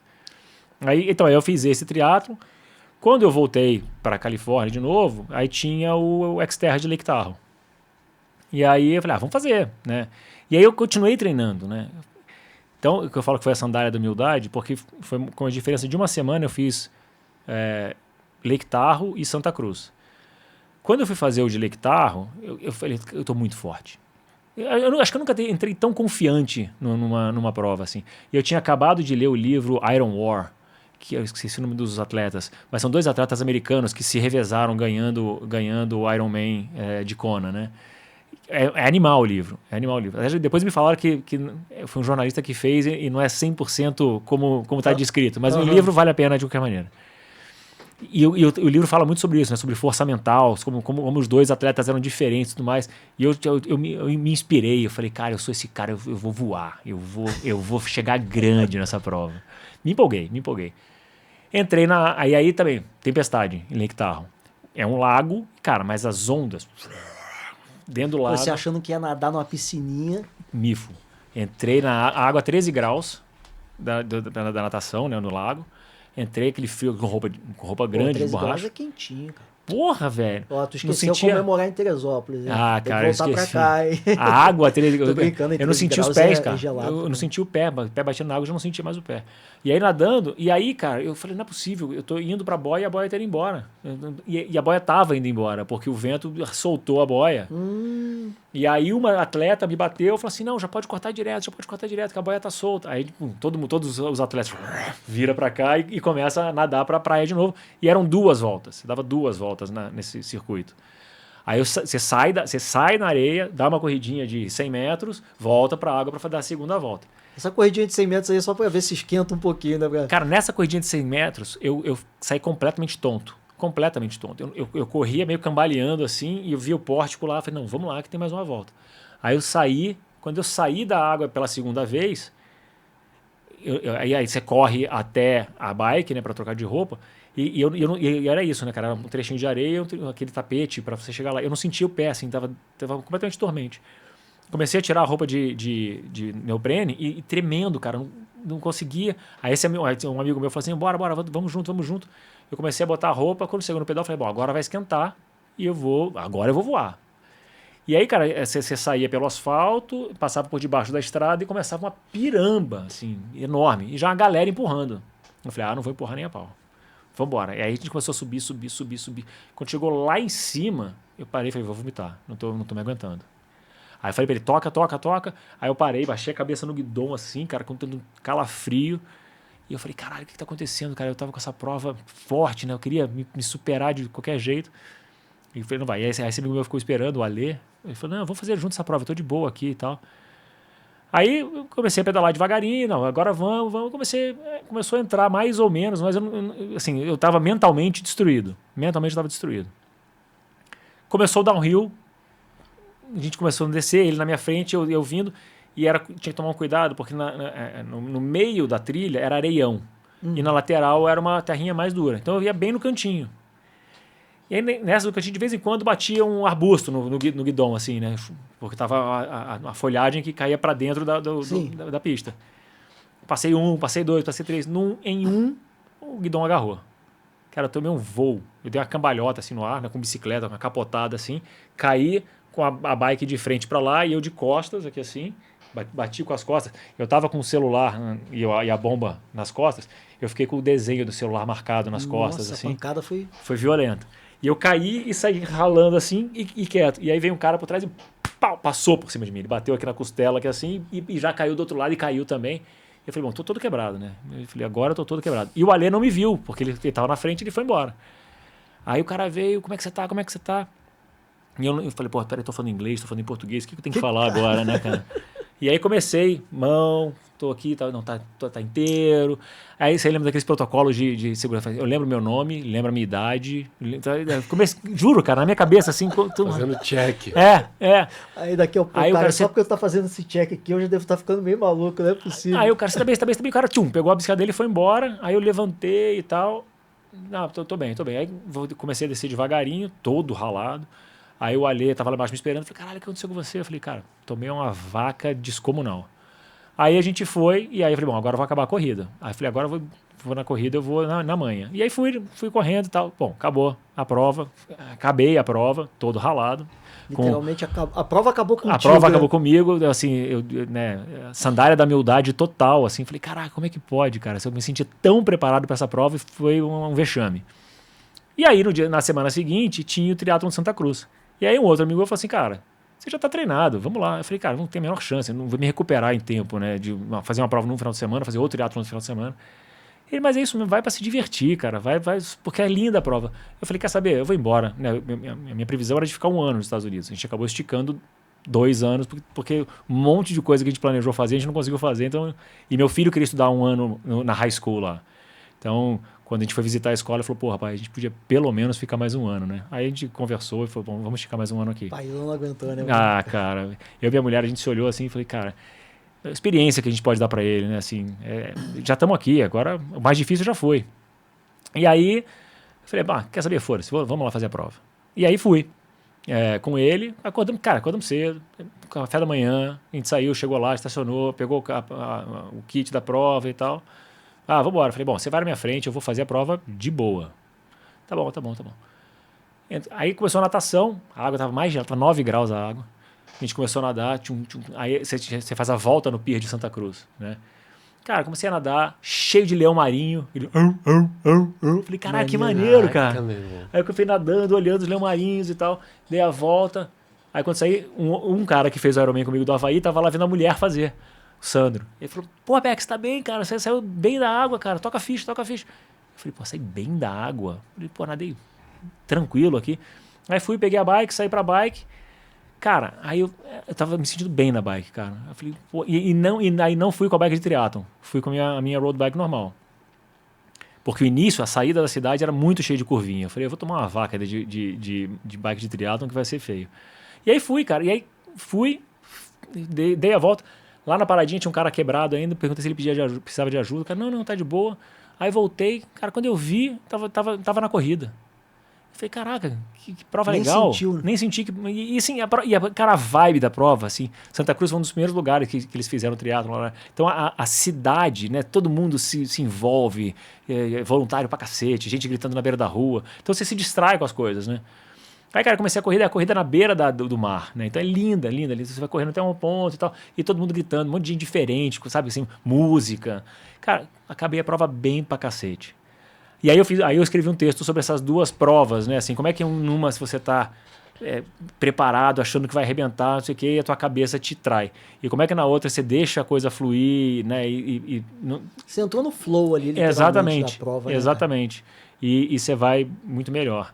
Então, para mim foi uma lição, assim, de humildade, né? Assim, de falar, cara, você tem que deixar as coisas acontecerem e de curtir cada etapa da prova, né? Não ficar pensando, pô, então eu tô aqui, eu quero performar para chegar na próxima. Cara, faz a tua corrida, faz a tua natação, faz o teu ciclismo. Né? Pô, você não é um cara inconsequente, não. Já deu pra perceber isso na conversa. Você é um cara que realmente planeja as coisas. Mas o teu planejar, pelo menos você já citou algumas vezes aqui nesse papo, você curte também a eventualidade. Sim. A eventualidade, ela é a cereja no bolo para você, né? Na verdade, eu acho que, pelo que eu pude perceber aqui do papo, a eventualidade, você gosta que ela aconteça e você perceber que você está preparado para ela. Eu concordo contigo. Eu acho que assim, eu gosto de ter plano A, plano B e plano C. Né, assim, e estar preparado para essas eventualidades. Mas o plano B acontecer é legal. É legal pra cacete. Que aí você fala assim, viu, aconteceu, eu estava preparado. Exatamente. Não eu percebi exatamente. Isso em você aqui já. Eu gosto muito disso, assim, né? Porque assim, né, com essas viagens e com as provas, você também aprende que tem um monte de coisa que você controla, mas um monte de coisa você não controla. Né? E a gente normalmente fica muito angustiado com as coisas que a gente não controla. A ansiedade vem daí. Exatamente. Então o que eu busquei fazer é o seguinte, legal, o que eu não controlo, eu tenho como resolver? Não tenho. Então tá resolvido. Agora, o que eu não controlo, eu tenho o caminho de tentar fazer de outra maneira.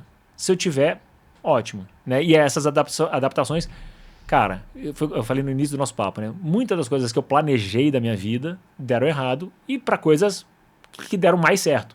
Então, não tenho do que me queixar. Logo no início você falou, é engraçado quando a gente olha de trás para frente, como que a vida leva a gente para caminhos que a gente não trilhou, que a gente não imaginava. Exatamente. E quando você tá aberto a isso, né? Não fica assim, mas eu planejei isso, tinha que ter sido isso, e você fica tão focado no problema e não enxerga outras soluções, eu acho que isso te gera ansiedade, estresse e tudo mais. Eu acho que eu sempre buscar o plano A, o plano B, o plano C e estar preparado para qualquer que fosse desses cenários. Então, eu acho que isso vale para o trabalho, vale para a família, vale para a viagem, vale para a prova, vale para tudo. E aí a gente tem tudo isso resumido. Um livro bem bacana. Cara, você conseguiu... a história desse livro é muito engraçada, assim, porque, na verdade, o que aconteceu? Então, eu tinha boa parte dessas coisas escritas para mim. Quando eu fiz esse texto do Lake Tahoe, né, do Xterra de Lake Tahoe e do Triatlon de Santa Cruz, eu achei que ficou tão legal, porque e tinha tanta gente amiga envolvida, que eu falei para eles... fiz um texto que eu vou dividir com vocês, no encontro lá nos Estados Unidos. E tinha uma amiga minha que era jornalista, ela falou assim, cara, teu texto está muito legal, por que você não faz um livro? Eu falei que eu não me sinto competente para fazer um livro. Né? Assim, acho que eu não sou escritor, não sou autor, bem síndrome do impostor mesmo. Assim. E aí ela falou, então, mas chama uma jornalista que ela te ajuda, né, para polir o texto, para dar uma olhada e tudo mais, e vai ser legal. Eu falei, pode ser legal. Aí eu conversei com uma jornalista, ela falou assim, pô, vai ser muito legal, porque a gente pode fazer assim as 7 coisas que eu aprendi na vida outdoor, que me ajudaram na vida corporativa. Eu falei, puta, não. Ela já foi para uma pegada... Eu falei, é exatamente isso que eu não quero. Eu falei, o que eu quero é o seguinte, o cara comum, ele entenda que se ele se preparar minimamente, ele pode fazer um monte de coisa legal. Né? Eu falei, e não é que tirar férias e ir para uma praia no Nordeste e ficar tomando caipirinha é ruim. É muito legal. Só que se você quiser se desafiar, planejar alguma coisa diferente, ter novas experiências, é muito viável com um pouquinho de planejamento, um pouquinho de energia dedicada para isso. Então era isso que eu queria fazer. E aí depois eu conversei com uma outra amiga minha, que é a Maria Clara Vergueiro, que ela era a editora-chefe da revista Go Outside. Uhum. E aí ela falou assim, ela leu o texto e falou assim, Edu, tá pronto, né? Assim, é um ajuste ou outro, né? Porque algumas palavras se repetem muito, algumas coisas assim, mas o texto tá pronto. Literalmente polir, né? Literalmente polir. O que eu tinha ideia, assim, vamos pegar aquele primeiro texto lá do Nordeste, das praias do sul do Nordeste, do sul da Bahia, e vamos refazer ele, né? Com a cara, né, que eu melhorei meu texto de lá para cá, né? Tem 20 e tantos anos esse texto. Ela, não, ao contrário, deixa, porque o leitor ele vai ver contigo a evolução até aqui. Então isso é legal. Ela falou, mas se você quiser botar uma camada de serviço, a gente faz isso. Então, ao final de cada capítulo, tem assim, o que eu posso fazer hoje para começar a fazer uma coisa? Ou seja, você lê o capítulo Caminho de Santiago. Se eu quiser... Adorei, eu sou louco para fazer o Caminho de Santiago. Ali já tem um quadrinho que vai te ajudar. Como é que você começa, como é que você se prepara, como é que... Um guia. É um guia. Eu não quis dizer um guia, porque ele não tem a pretensão de ter um guia, né? Assim, porque eu acho que um guia tinha que ser muito mais complexo. É uma coisa para te tirar da inércia. Um referencial. É um referencial. Então para fazer um Ironman, não fazer um meio Ironman. Cara, procura uma assessoria, pensa a tua nutrição, você vai ter que dedicar tempo, você vai ter que fazer um acordo com a tua família. Então, assim, algumas coisas que é justamente para assim, pro cara... Vai ter que abrir mão de um monte de coisa. Mas ele pode começar, né? Não é aquela coisa que não é para ser uma expedição do Amir Klink que só vai conseguir com uma porrada de patrocínio. Cara, você consegue fazer... Eu tenho histórias aqui de um final de semana fazendo trilha em São Bento do Sapucaí. Eu tenho essa história com meu filho fazendo camping. E tenho Caminho de Santiago. E tenho 2 viagens de motorhome aí. Quando a gente foi morar nos Estados Unidos, essa história é maravilhosa. Tem um tempinho ainda. Eu quero que você fale dessa história. Eu só queria te fazer uma pergunta, senão eu vou esquecer. Você me fala lá no início da nossa conversa que você resolveu fazer um diário, até porque você estava sozinho, enfim, poder compartilhar. Uhum. Enfim, você continuou com essa experiência de fazer anotações direto. Direto. E isso te auxiliou depois, no final das contas, resumir foi fácil fazer o livro. O livro estava pronto. Por isso eu falo assim, o livro foi quase uma geração espontânea, assim, porque foi desse papo, eu peguei todos os textos que eu já tinha pronto, mandei para ela me mandou de volta. Eu não tinha feito ainda o texto, os 2 últimos textos, que foi uma viagem de motorhome pelos parques nacionais ali perto da Califórnia, que a gente fez no Natal. E a outra foi a subida do Half Dome no Yosemite, que eu fiz, assim, quase de despedida dos Estados Unidos. Que é onde está essa foto? Que é a capa do livro. Deixa eu aproveitar, joga a câmera dele, que aí eu boto a capa do... Isso, que aí eu vou botar a capa do livro para o pessoal ver melhor. E aí, lembrando, pessoal, que esse livro a gente está colocando, tá na descrição desse vídeo, pessoal, o link para você adquirir esse livro. E outro detalhe é o seguinte, né? 100% da receita do livro vai ser doada. Ah, é? A ideia é... Porque, assim, é um pouco também de um desejo meu de devolver, né? Assim, acho que tem uma vida... A infância gostosa, uma vida... não tendo o que reclamar. Então, assim... A minha ideia desse livro é tentar inspirar as pessoas a viver um pouco mais a vida outdoor, né? Eu fui influenciado por esse livro do Roberto Casaneve. Eu li um livro lá nos Estados Unidos que já tem aqui no Brasil também, que é o Geração Dopamina, né? Que me horroriza, né? Ver o quanto essa criançada fica o tempo todo no celular. E é um jeito de tentar inspirar um pouco as pessoas a testarem possibilidades novas, né? Testarem novas experiências. E aí, nunca foi a ideia fazer um livro comercial, né? Por isso que a gente estava falando no início, o livro está bem feito. Eu falei, um livro na minha vida eu vou fazer que era esse. Se eu vou fazer outro, eu não sei. Mas já que eu vou fazer eu vou fazer um livro que seja top. O projeto não foi, vou fazer um livro, um best-seller no sentido de faturar dinheiro, não é isso. Mas a partir do momento que eu estou me dedicando ao projeto... Vou fazer bonito. Eu vou fazer bonito. Foi o que você fez em todos, até agora, tudo que você contou até agora foi, você tomou uma decisão que talvez um pouco precipitada do momento da decisão, mas dali pra frente... Tem que fazer direito. De cabeça e acabou. Exato. E o livro foi isso. Então, assim, a decisão, capa dura, com fotos, tá colorido... Bonito, assim, é um livro que deu muito trabalho, mas assim, ficou uma coisa, eu falava isso com a Maria Clara Vergueiro e com o Celso. O Celso é da editora da Garoa Livros, que me editou. Eu falei, tudo que eu quero é que seja no final um trabalho que a gente olhe e a gente se orgulhe, né? Fala assim, caraca, ficou muito maneiro. E a gente ficou com essa sensação no final, assim, a gente saiu para celebrar nós três, assim, cara, a gente conseguiu fazer uma... Que eu falo, o livro é nosso, né? Isso que eu tenho dito, assim, depois que o livro está na rua, o livro não é mais meu, né? Ele é nosso, né? Assim, cada um vai usar ele como quiser. E aí eu falei, inclusive a receita dele, não é nem o custo, né? Assim, vai ser 100% do que for vendido, vai ser convertido. A gente não está falando do lucro. Não está falando do lucro, estamos falando da receita. Ou seja, o custo você injetou, acabou. É isso. Agora, o que ele for vendido... Então, todos os livros que foram vendidos aqui em Teresópolis vão ficar numa instituição aqui em Teresópolis. Eu estou muito próximo... Depois que eu acabei o livro, eu fiz uma expedição a pé de 14 dias na Chapada Diamantina com o pessoal da Outward Bound, que é uma instituição que já está no Brasil há 25 anos. E eles têm várias frentes, e uma das frentes é justamente, né, ter mais crianças desassistidas tendo a oportunidade de viver uma expedição, uma oportunidade de ver uma experiência, e não é só uma expedição. São aulas, né? Assim, é uma experiência, é fundamento de educação ao ar livre. As pessoas têm aulas, só que a sala de aula é a natureza. Então eles fazem uma expedição de 4 dias, de um final de semana, de 5 dias, ou de 14 dias, que foi o que eu fiz. E de acordo com as situações que acontecem naquele dia, as pessoas têm aulas. Aula de geração de gestão de conflito, de liderança, de feedback. Então, assim, eu fiquei encantado com a metodologia. Então, parte dessa receita vai para a instituição lá de São Paulo. E o que eu fizer aqui em Teresópolis vai ficar para a instituição aqui de Teresópolis. Cara, que maneiro. Espero que aqui a gente, no nosso humilde podcast, a gente possa contribuir de alguma forma. Com certeza, cara, eu tenho certeza, assim, eu vou te falar por mim. O papo até agora está maravilhoso. Então, imagino que quem esteja assistindo também, com toda certeza, vai estar gostando da mesma forma. Tomara. E aí, pessoal, cara, sinceramente...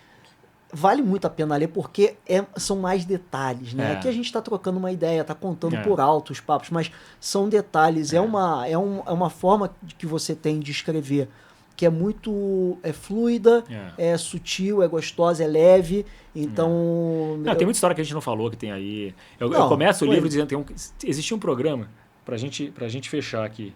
Tu tá em cima da hora. Eu tô em cima da hora. Mas eu começo o livro contando as histórias que eu nem devia estar aqui.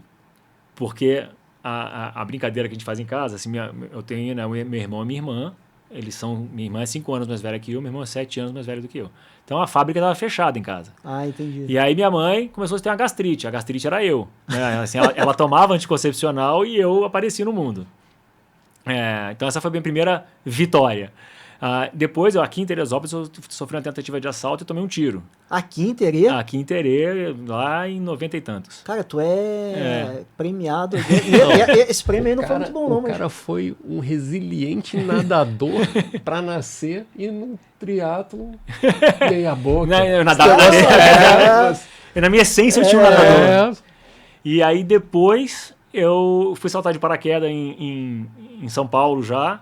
Meu primeiro salto, duplo, paraquedas principal não abriu, posei na reserva. Aí também pede, né? Olha só, nem montanha-russa eu vou. Aí, ó. Quando minha esposa falou assim, vamos na montanha-russa, eu falei, amor, manchete de jornal, casal de turista sofre acidente em montanha-russa. Eu falei, não vou discutir, não vou dar chance ao azar. Esse é meu lema. Tá certo. Quando você falou da corrida de aventura, que começa descendo as torres lá, eu falei, pronto, ali eu já tinha desistido. Chega, pronto. Então eu tenho pavor de altura. Mas aí, o que aconteceu com o paraquedas lá? O paraquedas não abriu, né? E a gente pousou com o paraquedas reserva. Então, eu falei assim, meu anjo da guarda tá cansando, eu preciso fazer algumas coisas que... Escrever livro é um pouquinho menos perigoso. Mais, exatamente. Mas eu acho que essas experiências, no final das contas, cara, assim, eu pensei isso que eu te falei, né?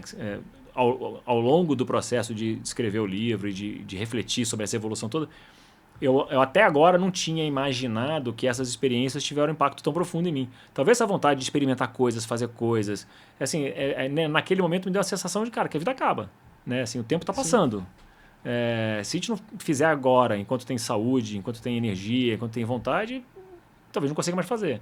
Então, assim, me dá muita sensação de finitude, né? Então, antes de... Não quero olhar para trás um dia e falar assim, puta, devia ter feito e não fiz. Então, isso me construiu, né, até aqui. E isso daí, eu tô para te fazer essa pergunta, eu estava esperando ela para o final mesmo. Você olhando hoje para trás, qual é a sensação que você tem da tua vida, da tua trajetória, cara? Cara, eu tenho uma gratidão enorme, né, assim, porque fui até aqui um felizardo, né, cara? Me realizei muito profissionalmente, me realizei como atleta amador, né? Tudo que eu fiz foi amador, né? Então, assim, eu não sou um grande ciclista, não sou um triatleta, não sou um corredor. Mas assim, mas consegui fazer tudo que eu sonhei em fazer, o que eu descobri, eu fiz. Né? Cara, tenho uma família que eu adoro, né? O meu filho é minha paixão, minha mulher, cara, a gente se dá muito bem, a gente construiu um monte de coisa junto, a gente tem valores semelhantes. Então eu só tenho a agradecer, cara. E por isso que eu acho que um pouco dessa minha reflexão de parar, de sair da vida corporativa como ela era, tirar um tempo para estudar, para ficar com a família. Eu ficava metade da semana no Rio todo dia. Eu queria um tempo com meu filho. Quando a gente foi para os Estados Unidos, a gente foi para Miami, eu aluguei um motorhome e a gente cruzou todos os Estados Unidos até chegar na Califórnia, de ponta a ponta. Essa é outra história que está aqui. Cara, deve ter sido fantástico isso. E foi a primeira vez, cara... Aliás, tem 2 histórias que a gente não comentou. Uma foi quando eu saí da Globo, eu vim para cá para fazer a travessia, né? Atravessei Petrópolis, Teresópolis, que eu queria... Foi a primeira vez que eu desliguei o celular em muitos anos, né? Assim, eu falei, agora sabia que ninguém vai me ligar. E eu, incrivelmente, eu desliguei o celular e eu senti ele vibrando no meu bolso. De tanta... Sei lá, nem sei que palavra usar. Mas eu sentia ele. O Serginho, que foi o meu guia... Ele sabe disso. Eu sentia, o celular tá tocando, ele desligado, assim, de tantas vezes que ele tocava no celular. E logo depois a gente foi morar nos Estados Unidos, só que em vez de ir direto de avião, a gente foi para Miami, até porque assim, a gente levou o cachorro. Eu não queria o cachorro tanto tempo dentro do avião, e aí a gente falou, então vamos juntar um unir útil agradável. Vamos fazer uma expedição de Miami até São Francisco, cortando os Estados Unidos, e mudamos de planos várias vezes. As coisas vai acontecer. Porque a minha ideia era subir, né, Miami, New Orleans, Dallas. Em Dallas a Isa chegava, porque ela chegou depois, que ela tinha que ficar trabalhando antes. E a gente fazia a Rota 66. Uhum. Só que tá um calor descomunal. Tá muito calor aquele ano. Foi julho de 23. E aí a gente resolveu subir até o Colorado. Aí já que estava no Colorado, vamos subir até Yellowstone, que a gente queria ver o parque de Yellowstone. Pô, esse parque deve ser maravilhoso, maravilhoso. E aí depois a gente desceu, porque aí mais norte era mais frio, e aí a gente desceu. Aí depois, antes de vir embora, que a gente fez outra viagem de motorhome, que a gente foi no Yosemite, Sequoia, Vale da Morte, Zion, Grand Canyon. Aí a gente fez uma outra viagem para fechar essa experiência nos Estados Unidos em família, como uma coisa que... Então a gente abriu com uma viagem de motorhome e fechou com uma viagem de motorhome, que é outra experiência, né? Uma expedição dessa tem outro sabor, assim, que é uma construção de família, né? Assim, foi muito especial. São muito conexões especial. Que você, na tua vida, foi criando. A conexão com a natureza, a conexão contigo mesmo. Exatamente. E agora a conexão com a família. Exatamente. Com gerações, né? Assim, teve uma das viagens que está aqui descrita no livro também, que foi uma ida 20 anos depois, eu voltei para o Atacama, eu, meu pai e meu filho. Olha que maneiro. Né? E foi na hora que tinha que ser mesmo, né? Meu filho, a gente pouco antes de ir para os Estados Unidos, né? Meu filho crescendo, achou que a gente mora em São Paulo, meu pai mora em Teresópolis, então eu queria um pouco mais de tempo deles juntos. Cara, a gente foi a viagem, todo mundo no mesmo quarto, fazendo os mesmos passeios, foi uma delícia. E num lugar que para mim era especial, né? Que era o Atacama, que eu tinha 20 anos antes de carro. Então eu busquei fazer essas coisas, cara. Então voltando à tua pergunta, assim, cara, eu tenho só muito a agradecer. E aí esse livro também é um pouco de tentar devolver para todo mundo, né? Para a sociedade, devolver para os amigos. Então um pouco do que como sortudo eu fui. Cara, eu sinceramente, eu acho que tem tudo a ver. Pô, perfeito, assim, a tua colocação. Obrigado. E, cara, parabéns pela vida, porque eu vou te ser bem sincero, eu acho muito fantástico isso. Eu gostaria que minha vida fosse um pouco parecida com a sua nesse aspecto, mas eu sou um cara que não lido muito bem com a eventualidade, por exemplo. Entendi. Eu já sou um cara, o Edinho acho que também é um cara que é muito... Fez um cronograma, gostaria muito que aquele cronograma continuasse. Tu é um pouco assim também, né, cara? De seguir a linha, o sim, plano. Sim, cara, sim, mas não despedindo, né? Foi, excelente te rever, né? Edu Becker, quando pintou a oportunidade de vir para cá, né? Falou assim, vamos fazer.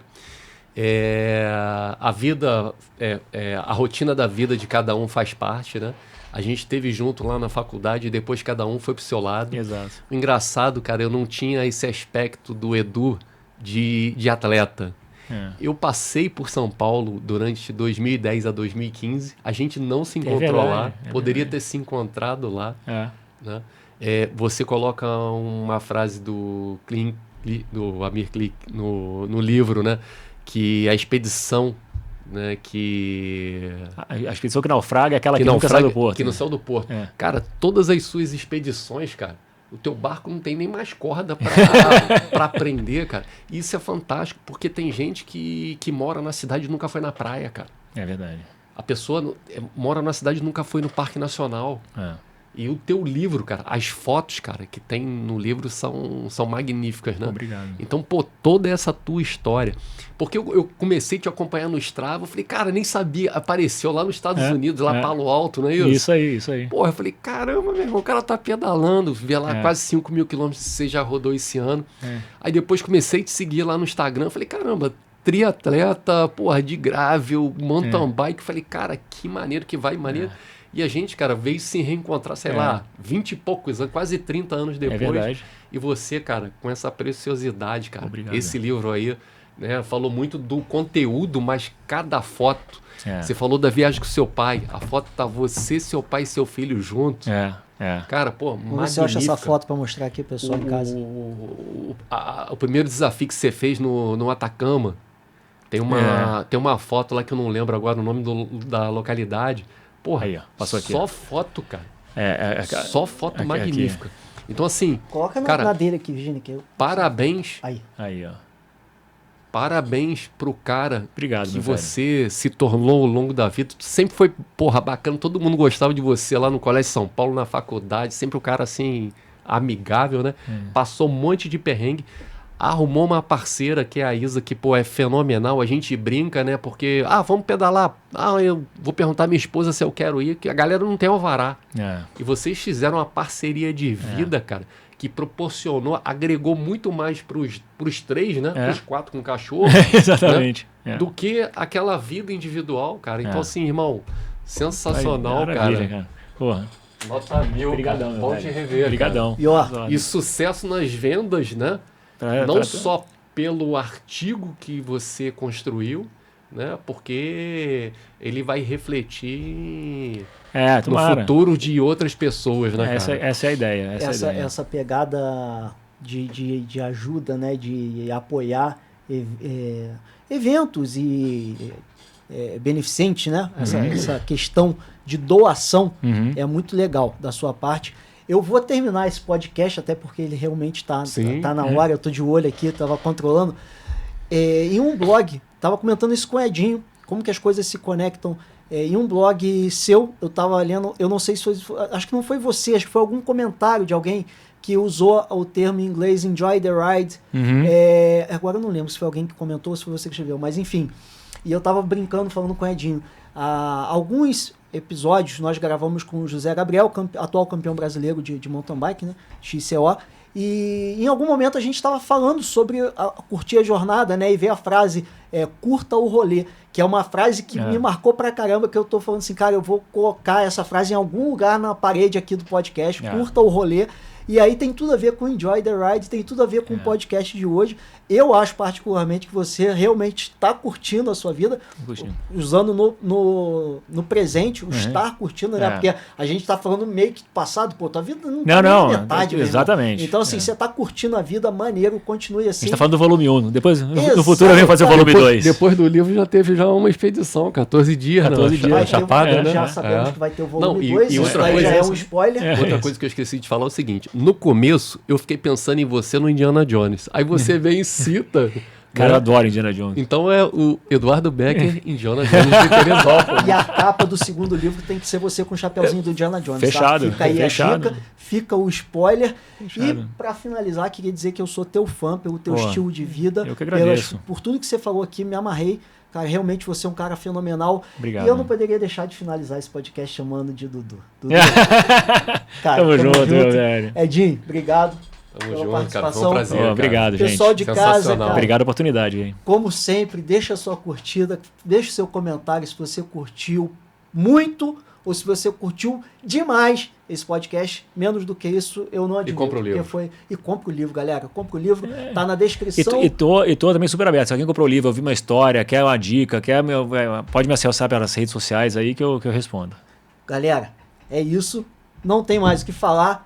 Vem na roda. Boa noite, bom dia ou boa tarde. Sei lá que hora você tá assistindo a gente. Mas enfim, vem na roda. Tchau.